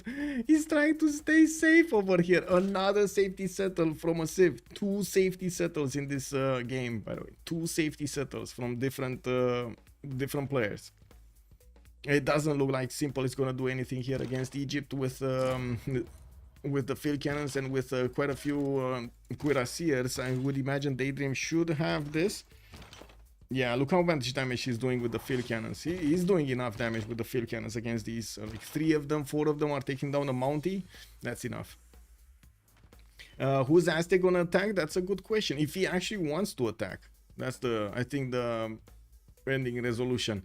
He's getting his military engineers to build the railroads, and it looks like he's actually targeting the east side. I do see cuirassier armies and Corsair corps and Corsair armies, and I do see University of Sancor is gonna finish in 3 turns. He has more units in Xochicalco, and he might actually choose to go against St. John over here, but he does need to actually denounce Canada.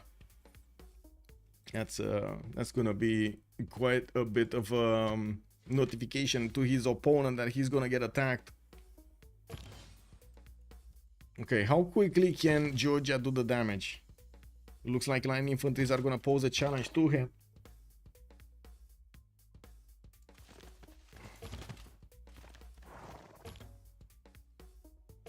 When tanks, the tanks, 2 tanks for combustion. 1, 2, 3. That's it. 4 tank armies, 5 tank armies. Okay, 5 tank armies, and then 1 artillery army. And he's gonna have some cav armies that are gonna turn into helicopters later, but he's gonna need a few more techs for that. Now I do see he's getting some normal cavs out from Gori. Okay, interesting. Okay, I mean that's totally fine. 5 tank armies should actually do the job if he has enough artilleries and other ranged units.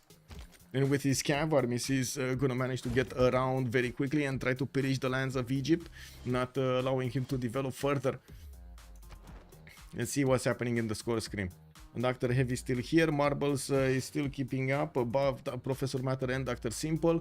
Dr. Signal is actually getting a few more points here, and I do see Theater Squares right now coming around. His science is still suffering, 177 science with 219 culture. Doesn't seem like he has enough science, to be honest. Trying to build Hue in the city of Sarpsborg. This seems like more he's getting points. He's getting as many points as possible rather than anything else here, rather than wanting to have a plan. Krakow, the Polish capital city, has been taken down. No. It's that is actually the original capital, right? Warsaw is gonna be the next one. Warsaw, actually. Warsaw. Mountie attack, man. Yeah, the Mountie attack was kind of a fail over here. It came out way too late to actually affect Egypt.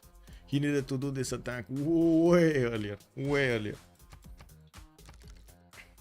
We have tanks? Yeah, we do have tanks from Aztec. Corps, not armies. And I'm pretty sure he has fascism, so he's gonna do so much damage and so quickly to Canada. Level 2 spy also deployed, plus 12 on these tanks. There is no way Canada will defend this. No way. Let's see. Tank Corps against Cuirassier army. Can I see this? No.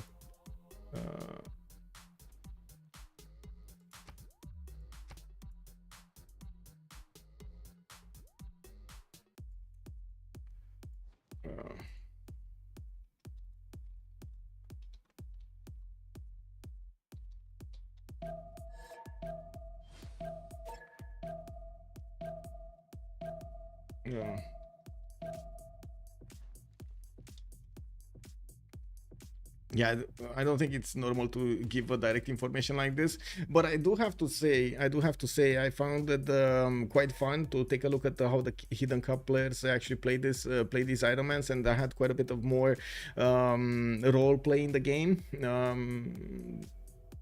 Or at least in the chat, right? We did have quite a bit of fun as viewers, as observers, taking a look at how the game is developed and also how the discussion between them developed. So maybe we need to take a look at this, like what is the threshold for what do we let in and what we don't let in. Is Canada currently on second to last place? I think so. No, actually he's third third to last place. He just went over Professor Matter. Professor Matter, after he lost his capital, dropped down significantly in his points. You see he's second to last right now, and we do have Mongolian tank corps starting to be upgraded. This is gonna make it so much more faster on Poland. And honestly, I don't think it matters if Norway is getting I would say getting a warning here. I think actually what Professor Matter wanted to do with the warning was actually to warn something like someone like Aztec or someone like I would say somebody else in the game that Mongolia is doing the attack. For example, Aztec at the moment does not know about the extent of the damage that Mongolia managed to do to Poland. He just sees probably the stats going down, and he sees that Professor Matter's points are going down. I find it very unlikely that anybody is actually going to keep every turn a look on these cities and count them up to see exactly how many cities do they have or not. But I mean, that is certainly a possibility.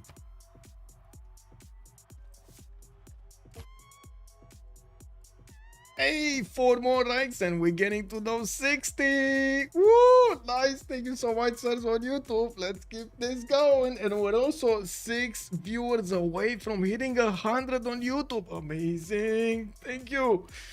And getting for what's happening, there is money involved too, right? Yeah, but it's how to say, the money is involved in the last game, not the qualifiers. And top 5 are going in from the qualifiers. And it's not a very, very big sum. I don't think we want the players to actually, you know, fight to the death because too much of a prize or something. I do have to say, too much of a prize pool would probably be detrimental to the game health rather than the overall community health, rather than I would say a balanced approach to having these prize pools.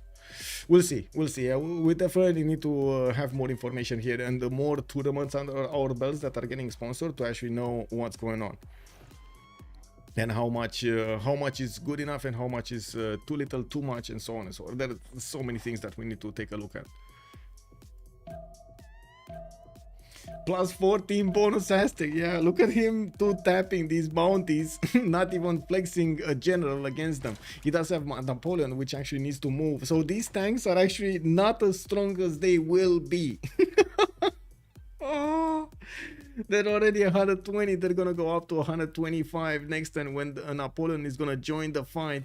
And it does seem like quite a few cities are gonna be taken out very quickly here from Canada. How quick is Canada? Oh, he's not even close to it, close to getting his steel walls. So all of these cities are gonna be probably either 1-tapped or 2-tapped. Okay, military engineers building the railroads to give us much more movement as possible, and we do see Canada trying to get his Mountie armies out. There's no chance though. Dr. Anxiety is moving in. Oh, okay, it's not 2-tap, it's 3-tapped. Okay, I'm sorry, it's 3-tapped. Okay. No, doing the pillages, Dr. Anxiety is trying to rip as much gold apart as he possibly can from the Canadian cities, while Canada is gonna, Montezuma is gonna quickly go for his helicopters. Here we do have the Cav armies getting ready into the north. They will move from the north to the south, while he's gonna pull in the initial army of his opponent on the west side. It does seem like this is actually gonna break Canada in two because of how Dr. Anxiety is trying to actually get this attack going. You find it very unlikely that somebody's going to attack you from two way different sides, so I'm pretty sure Canada is not going to expect this at all unless he has some vision over these northern tiles, and he doesn't look like he's having it. Looking at also the defense of Egypt, Dr. Harry is going to be attacked in the city of Senal. That is not his capital, Iwunu is, and we do see the city center is already 216 of 300 fortification, with artillery armies managing to two-shot those walls next turn, or actually in the next few turns. We do have the tanks also dealing enough damage against those cities walls. Tank armies with 111 strength, not 125, only 111. That's basically Montezuma's plus 14 showing up here big for Dr. Anxiety. Wait, is he just gonna ignore St. John because he has a level 2 spy in there? Yeah, he probably is, right? He got the 60 intel on his opponent, plus 5 fascism, plus 4 luxury, plus 5 general. The other Egypt just got Irel. Will make it out. Yeah. Yeah, it might be. It might be that Egypt here, Daydream, might make it out. I won't discount this. It might be because he sat still. He sat still right after he got his Irel war with China, which wasn't him actually attacking. It was him defending against China. Yeah, everybody kind of left alone. He successfully defended the Mounties of Canada, and now let's see if he can actually stay alive until the others die. Oh, that is just a quick turnaround here. Biggest upset. War department finishing up next turn for Aztec. I do see a level 2 spy from here, Harry also in Egyptian territory, just trying to get to siphon funds here. I do see aerodromes also coming around from Aztec, and he is gonna get synthetic materials in 2 turns for those helicopters here. Cav armies are moving in Changsha. We got 4 of them that will need a little bit of love to get those upgrades going.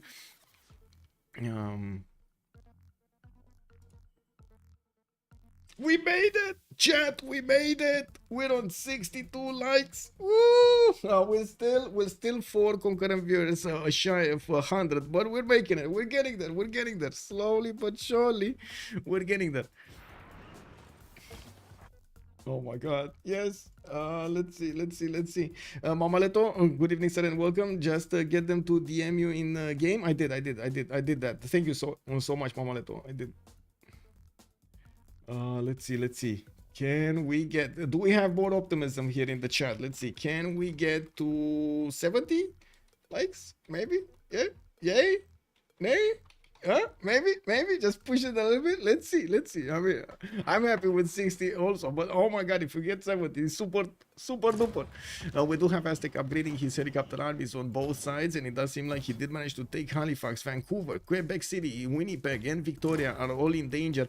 We do have also Egyptian cuirassiers showing up here big to pillage the tiles. It does seem like a Daydream is gonna want to do some more damage here to Dr. Simple.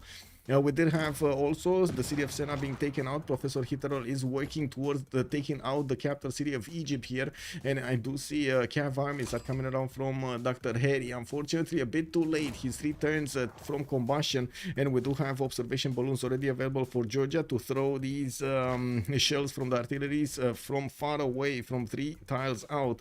We do need to see if this is going to be enough. I would have imagined he's going to get at least 1 more on the front line, but it looks like he is building them. It's just taking him a bit of time to get there.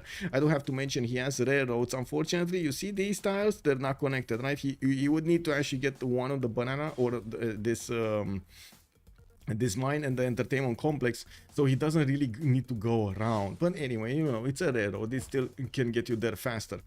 It does also seem like Mongolia did manage to chew through the cities of Poland quite quickly. He's going for Gangnung, Wrocław, and Gniezno.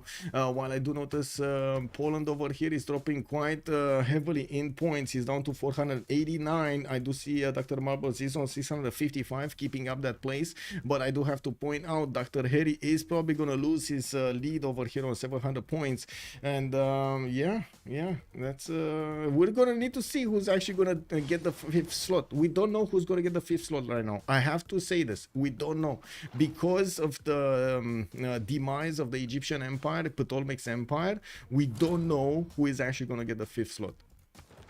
Dr. Signal might get it. Professor Hitler should get it. Montezuma should get it. They're way too strong, or at least the first 2 are way too strong. While Norway, nobody's gonna bother Norway for quite some time here. We do have Dr. Harry on the 4th one, which is losing points very quickly. You're gonna see the update next time, how many points he's gonna lose here. And Dr. Malbers is just adding points on his side. Simple is also losing points.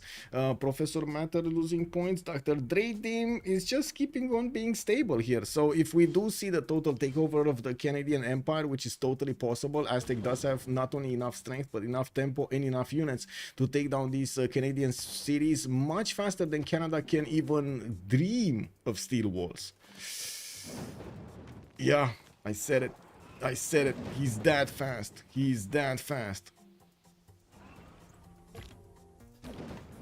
Just take it down, man. There we go. One-shotting cities. That's how you do it. One-shotting cities. Tank armies. Not even a tank army. That's a tank corps. Lol. In another city. One shot. Wow.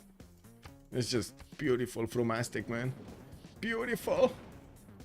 Yeah, so Dr. Harry dropped down 50 points. He's down to 748. Capital City also, oh no, not the capital city, but another Canadian city has been taken out. The helicopters are moving in for Ottawa, and they did take it down. We do have Canada only with 2 remaining cities. It looks like Vancouver and St. John are gonna be here. So look at that. Actually, Dr. Daydream is staying alive, bro.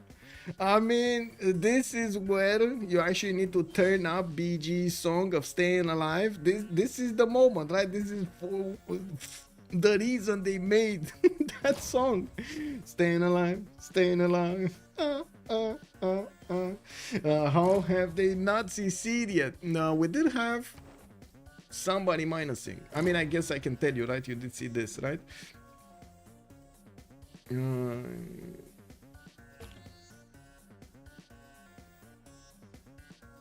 It was Poland that minused. And I did see also somebody else minus. Cleopatra minus. Egyptian Cleopatra minus. So 2 of them minus. One of them minus in Discord DMs and one of them minus in the actual game, in the game chat. Looks like Wroclaw has been taken down. Poznan is also getting wrapped around and getting pillaged. Gzhino is still alive. The Mongolian units are moving towards the former cities of Sejong here. I do see some of them are still building up wing hussars, but not enough. Not quick enough. We do have Iuno getting shelled down, and it does seem like the Georgian tank armies are having a bit of problem attacking into those cities and taking them down. They do need those artilleries. They are moving, but they're taking quite a bit of detour here. And of course, with the railroads, they're gonna get there next turn. We do need to see if it's gonna be fast enough here. Now, while I do have to point out, Dr. Harry is on the 5th slot here. I'm pretty sure Dr. Sipple's points are not actually representing reality. He should be on like maybe on 200 points right now, since he lost like 4 cities in a turn, or maybe like 150 points. Yeah, he's not gonna survive the next turn probably. We do have tanks here, very quick. Helicopter armies also available with enough movement available to take down St. John. There is even a legal warrior. I don't know how this guy actually survived. This is... Oh man, this guy actually needs to give us the trick. How did this Eagle Warrior survive and even pillage? Can you imagine this seeing in real life actually somebody wearing those clothes and actually going and pillaging a mine somewhere? Wow. Wow. In the modern era. Okay, Vancouver gonna be taken down. St. John, new capital, and it looks like the helicopter army is taking it down. That's another player taken away. Rip. Rest in peace. 1, 2, 3, 4, 5. So it's Professor Matter and Dr. Daydream that are still alive past the 5 points. And I do have to point out also the cities of Egypt, Ptolemaic are getting taken out quicker and quicker, faster and faster, I should say, actually. While Poland is also working quite quickly on the cities. Mongolia is working quite quickly on the cities of Poland. We do not see him actually very quick to take the whole empire of Poland down. I do have to say, Dr. Anxiety, actually, Aztec is not going to fool around with Egypt. He's just going to take him down as quick as possible. And with the helicopter armies, he's way overtaken over Egypt. Way over the technology of Egypt. This is not even funny for him. Plus 16 luxury attack bonus. My God. Yes, plus 16 luxury attack bonus. Carlos, also, there shouldn't be any more major shifts in the top. Well, there is a major shift in the top. Cleopatra Ptolemaic is being taken down. I gotta say, Cleopatra is being taken down.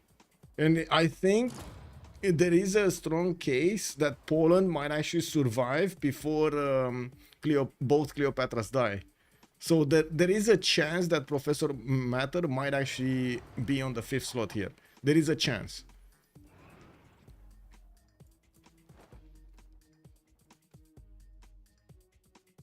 Hey, We got to 100 viewers on YouTube. Woohoo! Let's go!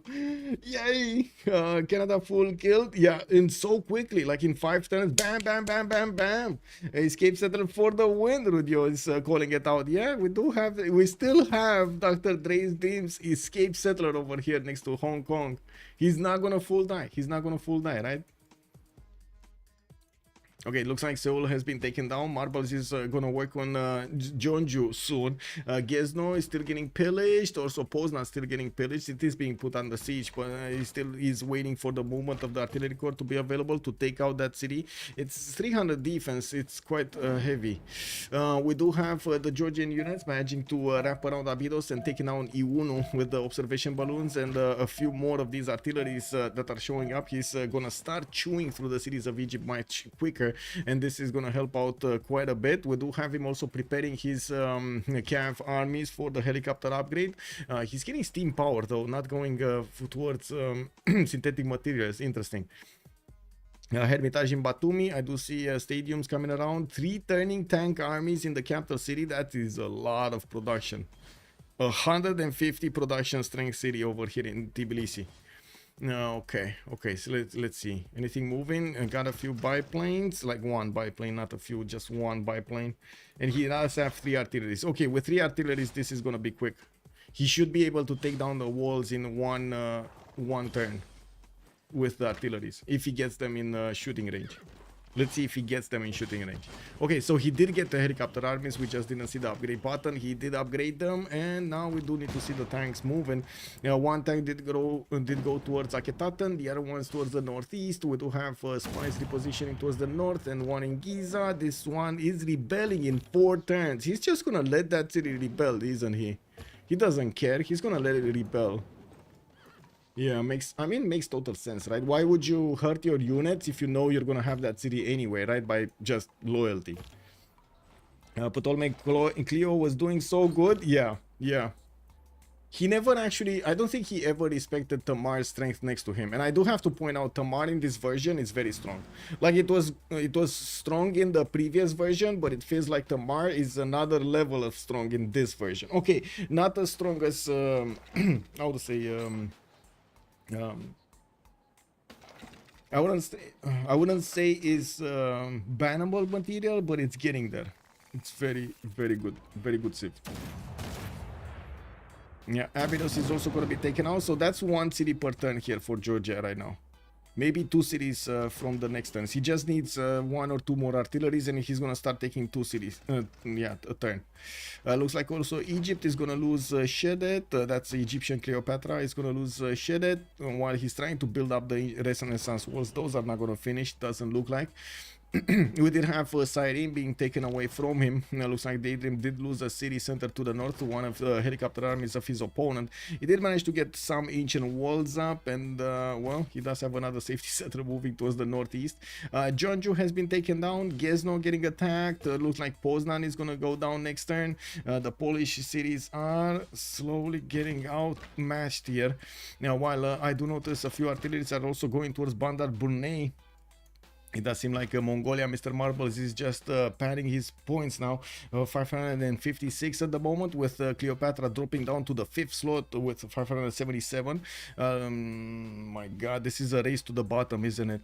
This kind of feels like it's a race to the bottom. And this is Dr. Harry's points before he lost Abydos. Whoa. Yeah. He was in between 2 friends who were ahead of him. He was living on their mercy. Yeah.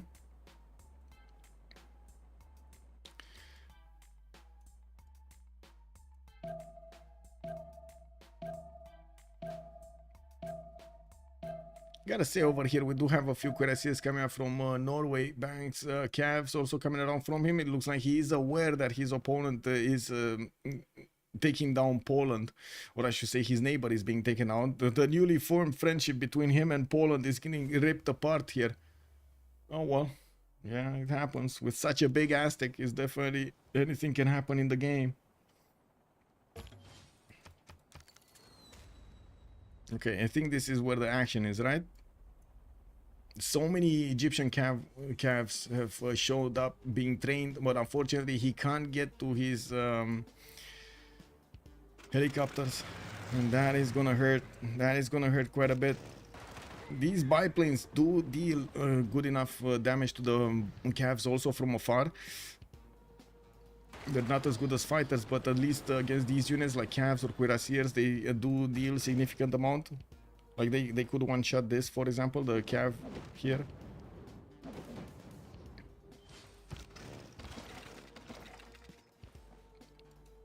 Okay, let's see. Repositioning. Balloon needs to move forward, and he's gonna start shelling the city of Memphis. There we go. 1, 2, 3 shots. There we go. Getting the helicopters in for the final move on the city of Memphis. That is the new captor. He took down that cap from in front, and now it looks like he's going for the kill here. Nah, he gonna pillage, no? He gonna pillage or attack.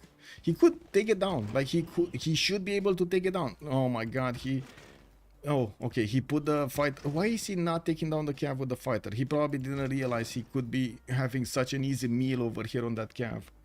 Anyway, Poznan has been taken down. Gzno is probably going to be next. Jinju is also getting attacked by Mongolia, and we do need to see when this city is flowing. 3 turns. Okay, Memphis has been taken down, and we do have Egypt running out of tiles and units here, and not to mention points. It does seem like Dr. Harry is still on 524. Yeah, he's still there, up there, but he lost another city, so definitely not going to have just as much next. It does seem like also Aztec is cleaning up the army of Egypt much faster than he's actually cleaning out the cities. He does want to get as many pillages done as possible, and it doesn't seem like he is putting that much effort here. He's getting his aerodromes, his airstrips on the east side, and building up research labs in the former Canadian territory. I'm pretty sure he's going to jump up significantly in the science. Already 1,000 science per turn with 542 points of production. 2 turning jet bombers. Man, that's a jet bomber with plus 16 on it. These jet bombers can take down GDRs.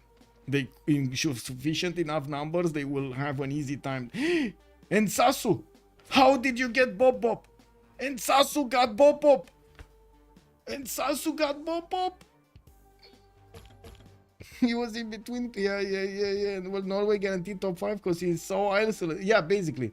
And this survival race between Poland and Kyiv. Yeah, man. Yeah. Both of them with safety settles getting out everywhere.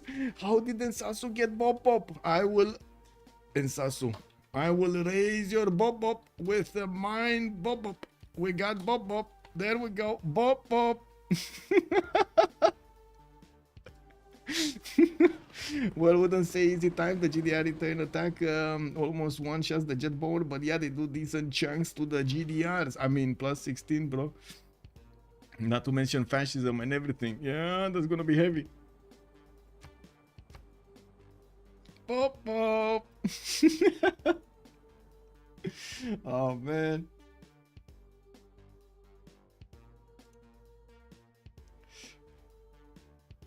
Okay, so let's see. Do we have the new scores? No. 471, 394, 347. Okay, Professor Matter did get this safety settle on Tarnov to the northeast. Looks like he's keeping it safe as possible. Gwangju is still alive here, but Jinju is going to be taken down. That's only 54 strength. That wouldn't have survived for long anyway. We do have also Badar Brunei about to be attacked by the artillery corps. He does need movement though. He's not going to move and shoot. Not going to be able to move and shoot. He doesn't have the 3 movement available. A few more artillery corps are coming around, and we will probably see them being deployed to the east side. I honestly don't think he needs to worry about that much the west side, right? Cleopatra Ptolemaic down to 92 science with 32 culture, 135 points of production. While I do notice the major cleanup on Isle 5 is happening here. Georgia moving in all of his armies towards the last remaining cities of Ptolemaic. Only 4 more cities available for him, while the city of Giza is going to flip in 2 turns to free cities. I'm pretty sure Georgia's loyalty is just going to encompass that one anyway, quite quick.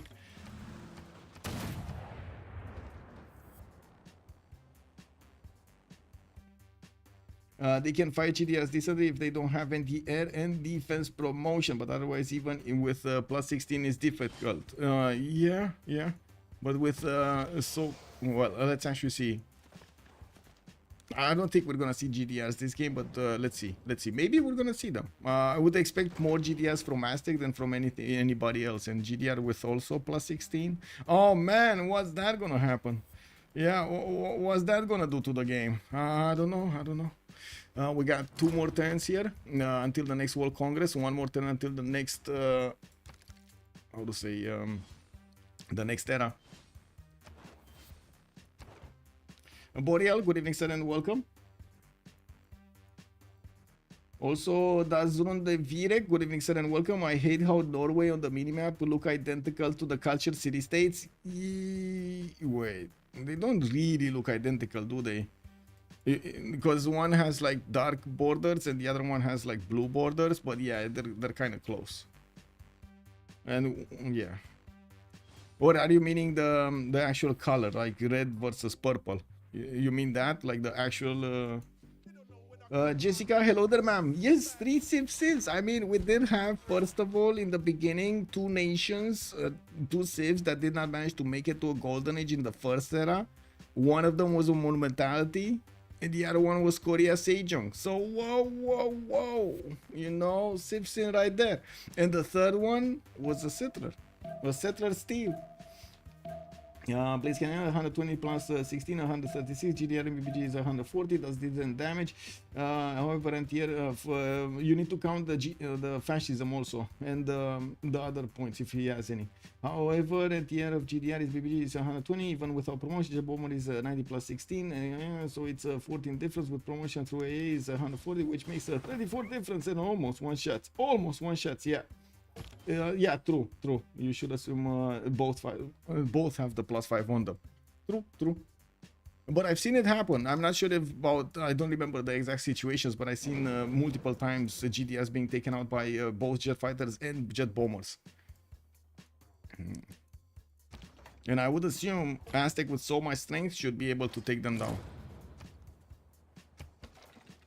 Are they now just killing Civs for the game to end? Yes, basically, Nutria. Yes, safety setup doesn't sound... No, it doesn't. That's why they're doing it. That's exactly why they're trying to stay alive until they are only 5 in the game, right? And we're going to need to see who's going to drop first between Dr. Harry, Daydream, or Professor Matter. I think it's going to be Dr. Harry, actually. He does have a safety settler, but he can't really put it in a way that it's going to be protected. And I do notice Georgia is eating through his cities extremely quickly. He still has, for example, Swenet is going to be attacked soon. He still has quite a few attack maneuvers there. He just wants to pillage everything.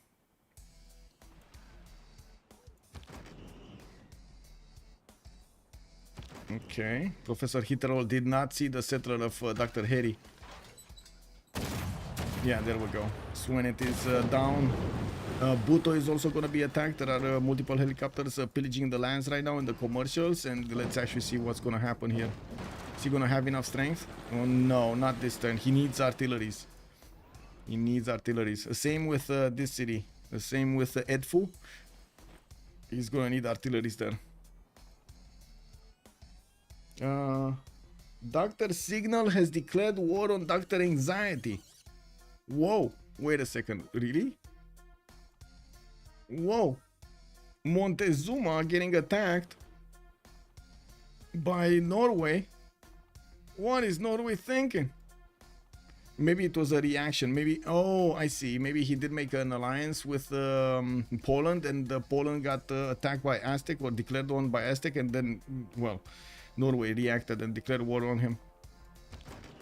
We do have also the cleanup on Isle 5 in the lands of former Egypt, Egyptian Cleopatra. We do see Dr. Drame is down to 2 core cities, Ses and Pierno, while he still did not settle his safety to the south of, to the west of Hong Kong.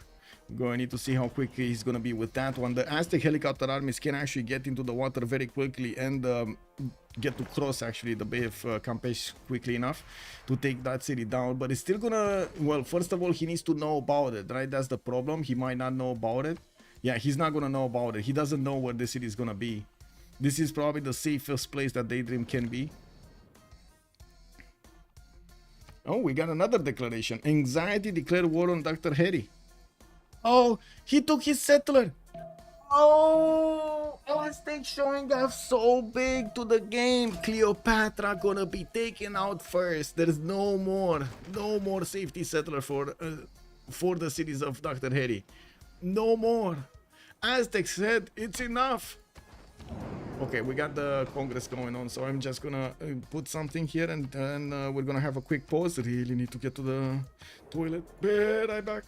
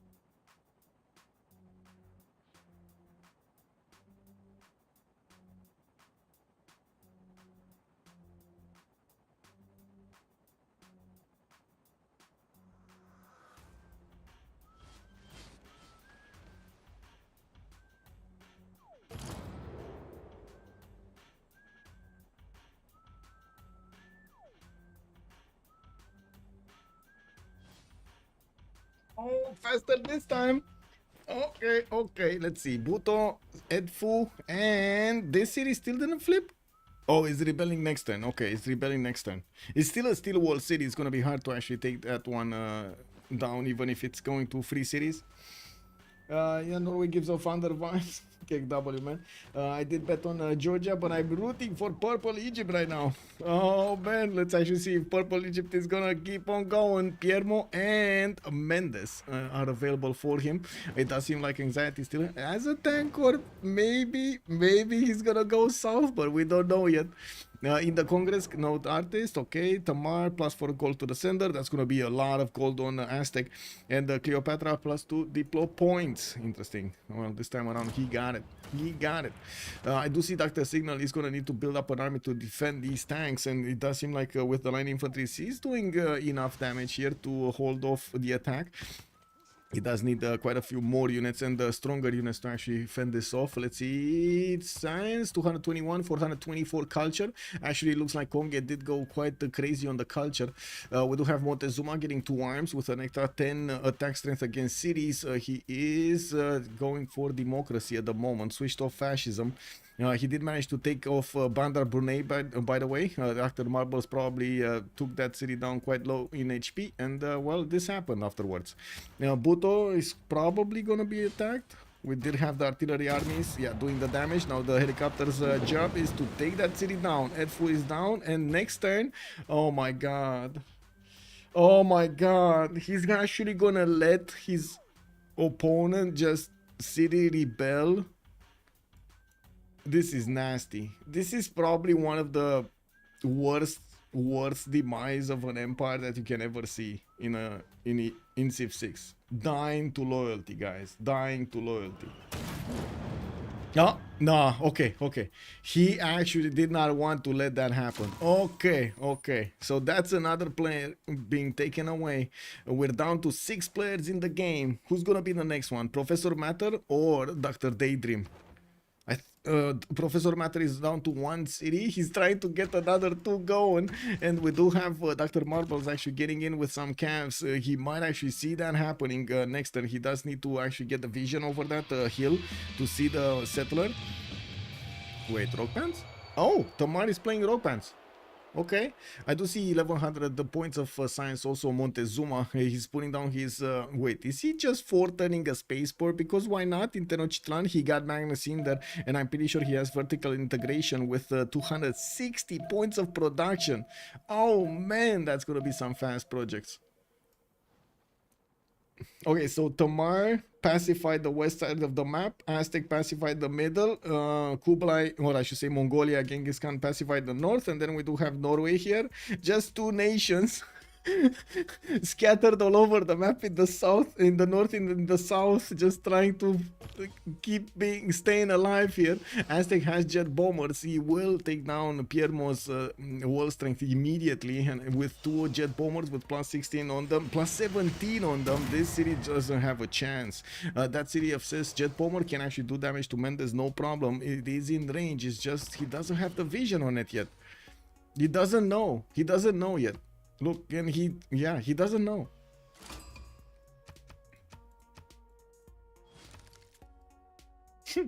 I mean, someone has vision of Hong Kong. He should to surely see the Mendes. Well, yeah, I don't know who. I don't know who. Wow, whoa! Egypt actually put another city, Busiris. He's gonna die next turn anyway. Okay, so it looks like Dr. Marbles is managing to figure out where the cities of Poland are. He sees that settler, and we'll see probably the border soon. He knows about the Polish Wing Hussars holding the rivers here, and yeah, he's going to need to go through them if he wants to get to the opponent cities, to the last Polish city.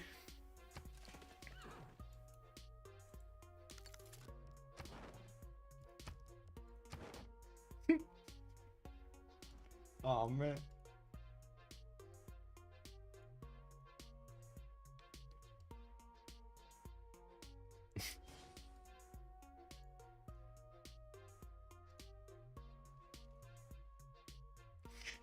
Technological superiority will do that to you. Yeah. yeah. And Aztec bonuses. I gotta say, the Aztec bonuses, quadruple continent split on Aztec was just insane for him. He did also do very well when it came down to the simming, had a lot of production and did manage to capitalize on that. Went for a lot of amenities, and that helped him out so much. He did manage to lose Colosseum to his neighbor here, but it wasn't that big of a problem. To have Aztec moving towards the north somewhere. I guess he just wants a city for the more amenities, because why not? He might actually get what, fertiles? He doesn't have fertiles? I don't think he has furs, so he's gonna get plus 18. Ooh, baby, plus 18. Imagine that. Let's see, is he gonna get the vision over these? No, looks like the tanks are moving east. This helicopter is gonna move to the north of Hong Kong, and he's just gonna move around Mendes. Wow, okay. Oh, Poland actually got a settler in the water. He's trying to get on the island somewhere. Well, that's gonna... He can't get onto the island, wait. He can't get onto the island, right? Unless he has open borders with Norway, he cannot actually climb the cliffs. He cannot climb the cliffs. Kick W, man. Kick W, man.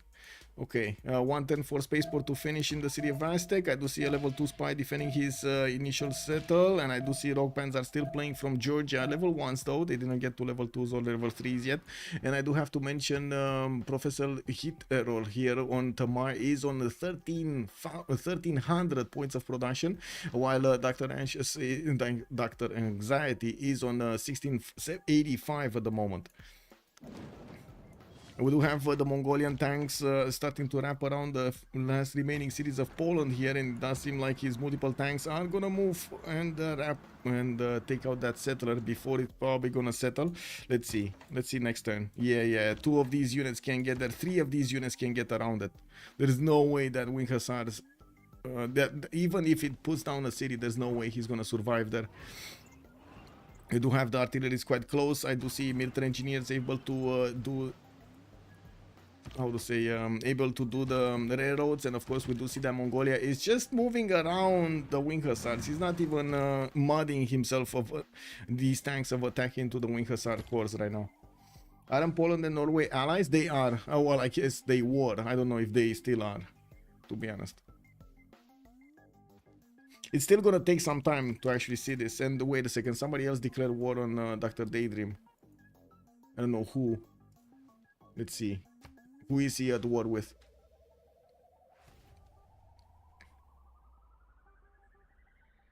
Probably everybody, isn't he?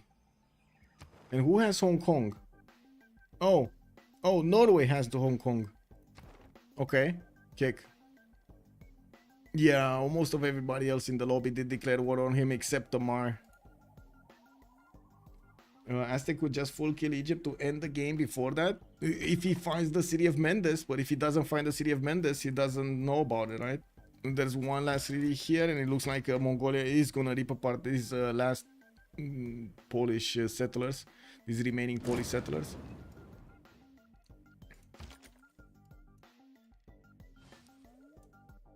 When Aztec launches the satellite, he will spot Cleo. Yes, that is true. That is true. And he's gonna have this tank to go there. And this helicopter, of course. Like, shoot it down with the... shoot the strength of the city with the jet bomber and then take it with the tank is probably gonna be his strategy here. It should be faster, to be honest, than taking down Poland. Yeah, it should be faster than taking down Poland. So whoever dies first here is gonna get... is not gonna get in. Whoever dies last is gonna get into the finals. The finals are gonna be next week. I think it's Sunday. Yeah, it's Sunday.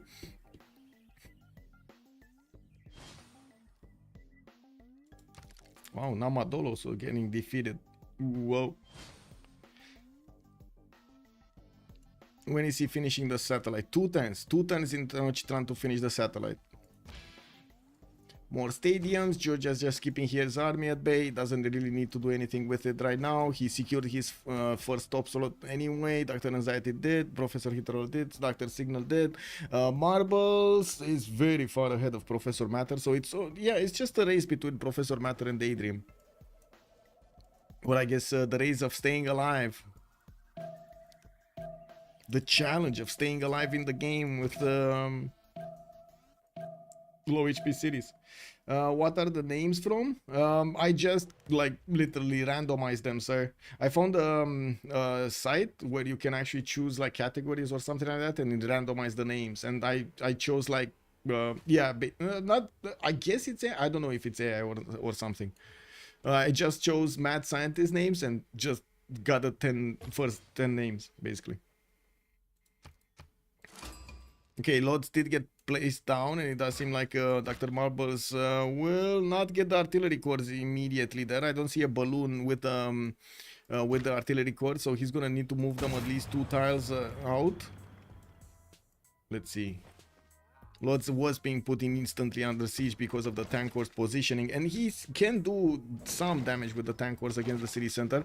Unfortunately, he doesn't have the balloon. Where is the balloon, and why does he have a balloon? Oh, no balloon plane. Anyway, we'll see next turn. We're probably gonna see Earth satellite discovering all of the territory for Aztec, and Dr. Anxiety is keeping just in case a tank core right to the north of Mendes while he's repositioning his helicopters to go towards the northeast here. You do see under whoa, what did he attack?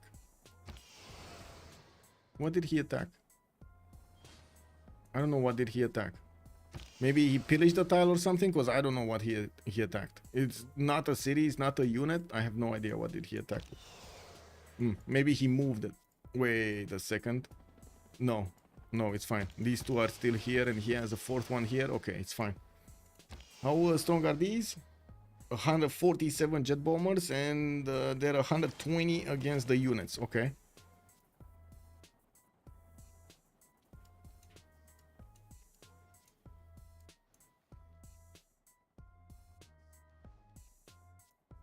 Yeah. Oh, he saw it. Dr. Anxiety put the tank core in the water, and he saw that city. Yeah, this is it. This is it. It should have enough movement, right? Yeah, it does have enough movement next turn. There's no way Cleo survives the next turn. No way. No way. Yeah. Not gonna settle in time. No. No. And Poland still has 2 cities available.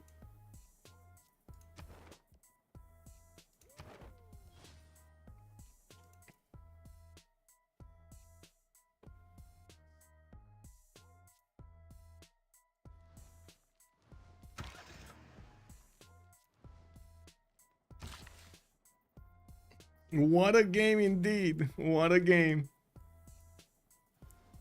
It was actually quite quick for the Pangea Classic Regis. Turn 99, we're about to finish on turn, what, 100? Yeah, we're probably about to finish on turn 100. It is a relatively quick game for an FFA. Usually, like, the Hidden Cups were going like 120, 130 sometimes.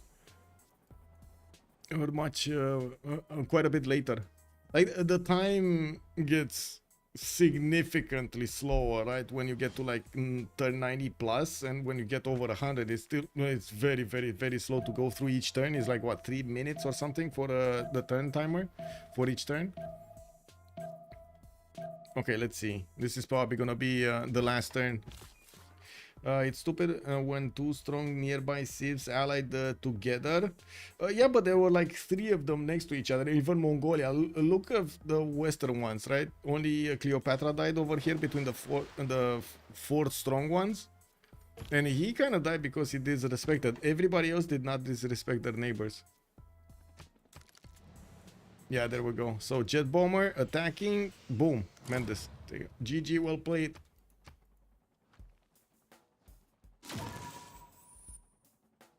Yeah, that's it. 245. We got Dr. Anxiety, Professor Hitler, Dr. Signal, Marbles, and Professor Matter taking the win.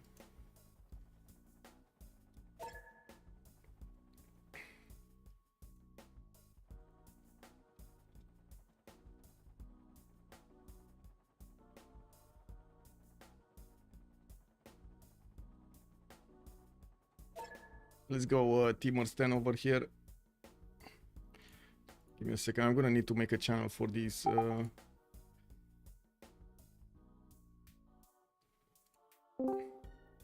GG, well played. GG. Oh man, that was quite a race to the bottom. What is this? GG. GG. Under, you're Norway, aren't you? Yeah. And you, I could tell. Why, who are you? Poland. Oh, really? Yes. I thought I you were- went I thought 18 you out were- of 19. I thought you were either Poland or Georgia. Wait, Yeah, I mean, 18 out of 19 was brutal. I think Hidam was Aztec, Kaiba was Georgia. Hidam didn't play. Yeah, he didn't play. Yeah. Yeah, Hidam didn't play. Just Hello, waiting for hello. everybody to get in. Hello, Daniel. So who's Aztec then? Me. Aztec. Wait, who is Kinda. Aztec? So Tamar better. was Hello. Daniel. Tamar is Mia. Yeah. Aztec, Dr. Anxious is Kyber. Kyber was Aztec. Yeah, I don't know, I guess maybe we banned that Civ, huh? I we don't elect it, mean, man. like 4 of you banned goal.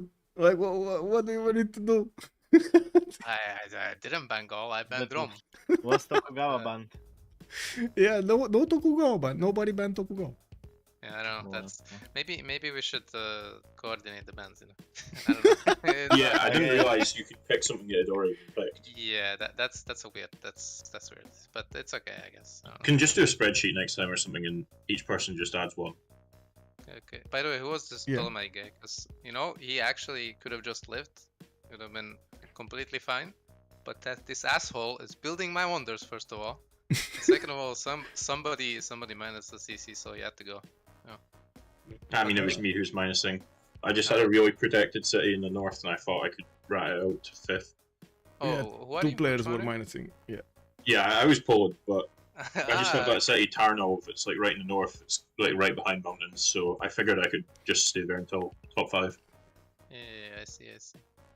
Man, I had such Daniel. a high roll, but I had no like good trading partner. Look man, where I need to look to find the city, man. Oh, and who was I that? got You I need got the Auckland, satellites. Vilnius, and Madal first. Wait, you're Norway under.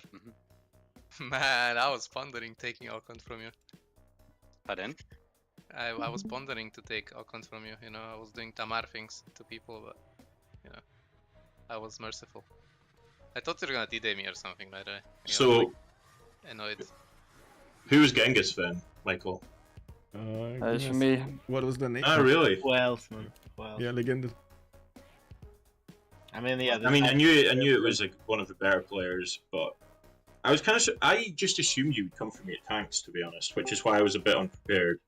I was like, in the start, I didn't want to attack you because I felt like my game was good. And then I like realized some point that I was like lowest in score and I had to like do something. And I know you seem like the best option at like ballistics push. So I think if I just kept simming, I would just lose because like you got to kill Korea and stuff, right? And I'm just sitting here doing nothing. Then. Yeah, I mean, I think you would have outsimmed me to tanks, or got to tanks way before me. Yeah, I could have done that too, but I don't know. I had like a decent setup for ballistics and I had more science, so I could also just get tanks quicker. Like I would just slow you down. That's all that matters for me. Fair enough.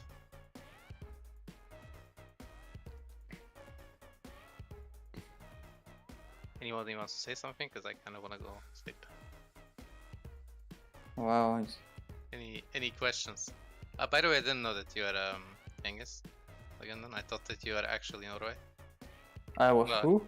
I thought you were Norway. I thought you were the asshole. You know, I pick Australia. I pick Australia, and some asshole picks Norway. No, dude, I was was hovering Hojo in the lobby, and then I seen all. I'm like, no, I'm not fucking risking it.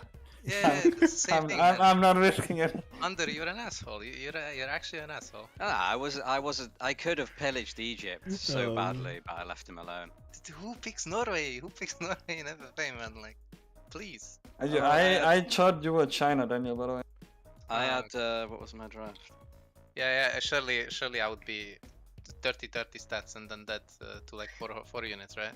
Surely that's Hello, how I would 6 play. units. Hello, 6 units. Okay, 6 I had units, Lincoln, okay. Byzantium, Cree, Korea, Norway, and Teddy, Bull Moose. Oh, you had Cree, by the way. Cree is like really fucking good. Effing good, sorry. Yeah. Sorry for swearing. When I looked through it, I was like, Cree is the one civ that I would probably pick before anything else in this format. Because like you're guaranteed to get top 5 in it. It's just, yeah, easy to sim on. So who was Egypt? VAR Is he in here? 123 has joined the round Oh, table. you. Ah, man. Sad. Tamam. Sad. You know, why did you build the wonders, man? Why? You know, stole all the wonders. Look at this. Why did you poke the bear, man? Like why? Why did you make me angry? Dude? Why did you make me angry? Dude, I'm building forbidden. You know, I know you know. Dude, I lost Chichen so I had to overflow into something. Ah, dude. I did Chichen Itza so you late though. you almost got Chichen Itza because Under was late. He had a forest fire exactly when he was building Chichen Itza, and it gave you time to catch up. And fortunately for Under, he had a stone chop. I could have chopped that jungle because it was giving my campuses adjacency, which is annoying because I had like no good campuses in most of my cities. Yeah. Anyway, guys, I'm gonna go. See you Well, guys next week. GG, well played. Bye-bye. And see you in the finals. Michael, what was the theme with nicknames? I just randomized mad scientist names on a random site I found. That's it. I didn't really go for an actual theme. Okay. Thanks for the cast then. Bye bye. It was much pleasure. Yeah, GG guys, fun game. Even though I was on the back foot the whole time. GG. GG, well played. Well, there we have it, boys. The first Rooster Cup qualifiers of the second edition has finished, and we do know the 5 players. It looks like we're gonna have over there. We're gonna need to make the list, and we're gonna show it up soon. We did have Kyber, FKTN getting in. I did see Alco getting in, the Under getting in, and I think I'm missing the 4th one. I think I'm missing actually George Legenden. Should be the last one. Thank you so much for everything. Much appreciated for the follows and of course for the subscriptions. I do hope you enjoyed this game, and I do have to say on Sunday we do have the second qualifier. Top 5 players from that one will also get in. We are still working on, of course, the format, and at the same time also on the graphics. I do hope you did enjoy the versus screen from the beginning. It's still work in progress, but we're getting there. I do also want to thank you so much, by the way, for the gifts of the channel, for the bits, and of course for the likes on YouTube, not to mention the subscriptions and the joins. We got some new members over there on YouTube. Thank you so much, guys. Much appreciated. Hit that join button. I'd also want to say, let's see each other tomorrow on the three-legged race. That's going to be a bit of a different format. It's still 10 man, but it's 2 versus 2 versus 2 versus 2 versus 2. We do have them experienced players linked up with more new players, or less experienced players, I should say. And it seems like we're going to have to take a look at the registrations, because some of the players actually didn't have time for tomorrow and so on. There's a bit of a chaos, but I do hope we're gonna get it until tomorrow. I'd also want to say have a great evening, and of course have some fun with some Civilization 6 action. See you in the next one, and in the meantime, take a look at the Discord if you want to take a look at my schedule. Bye bye.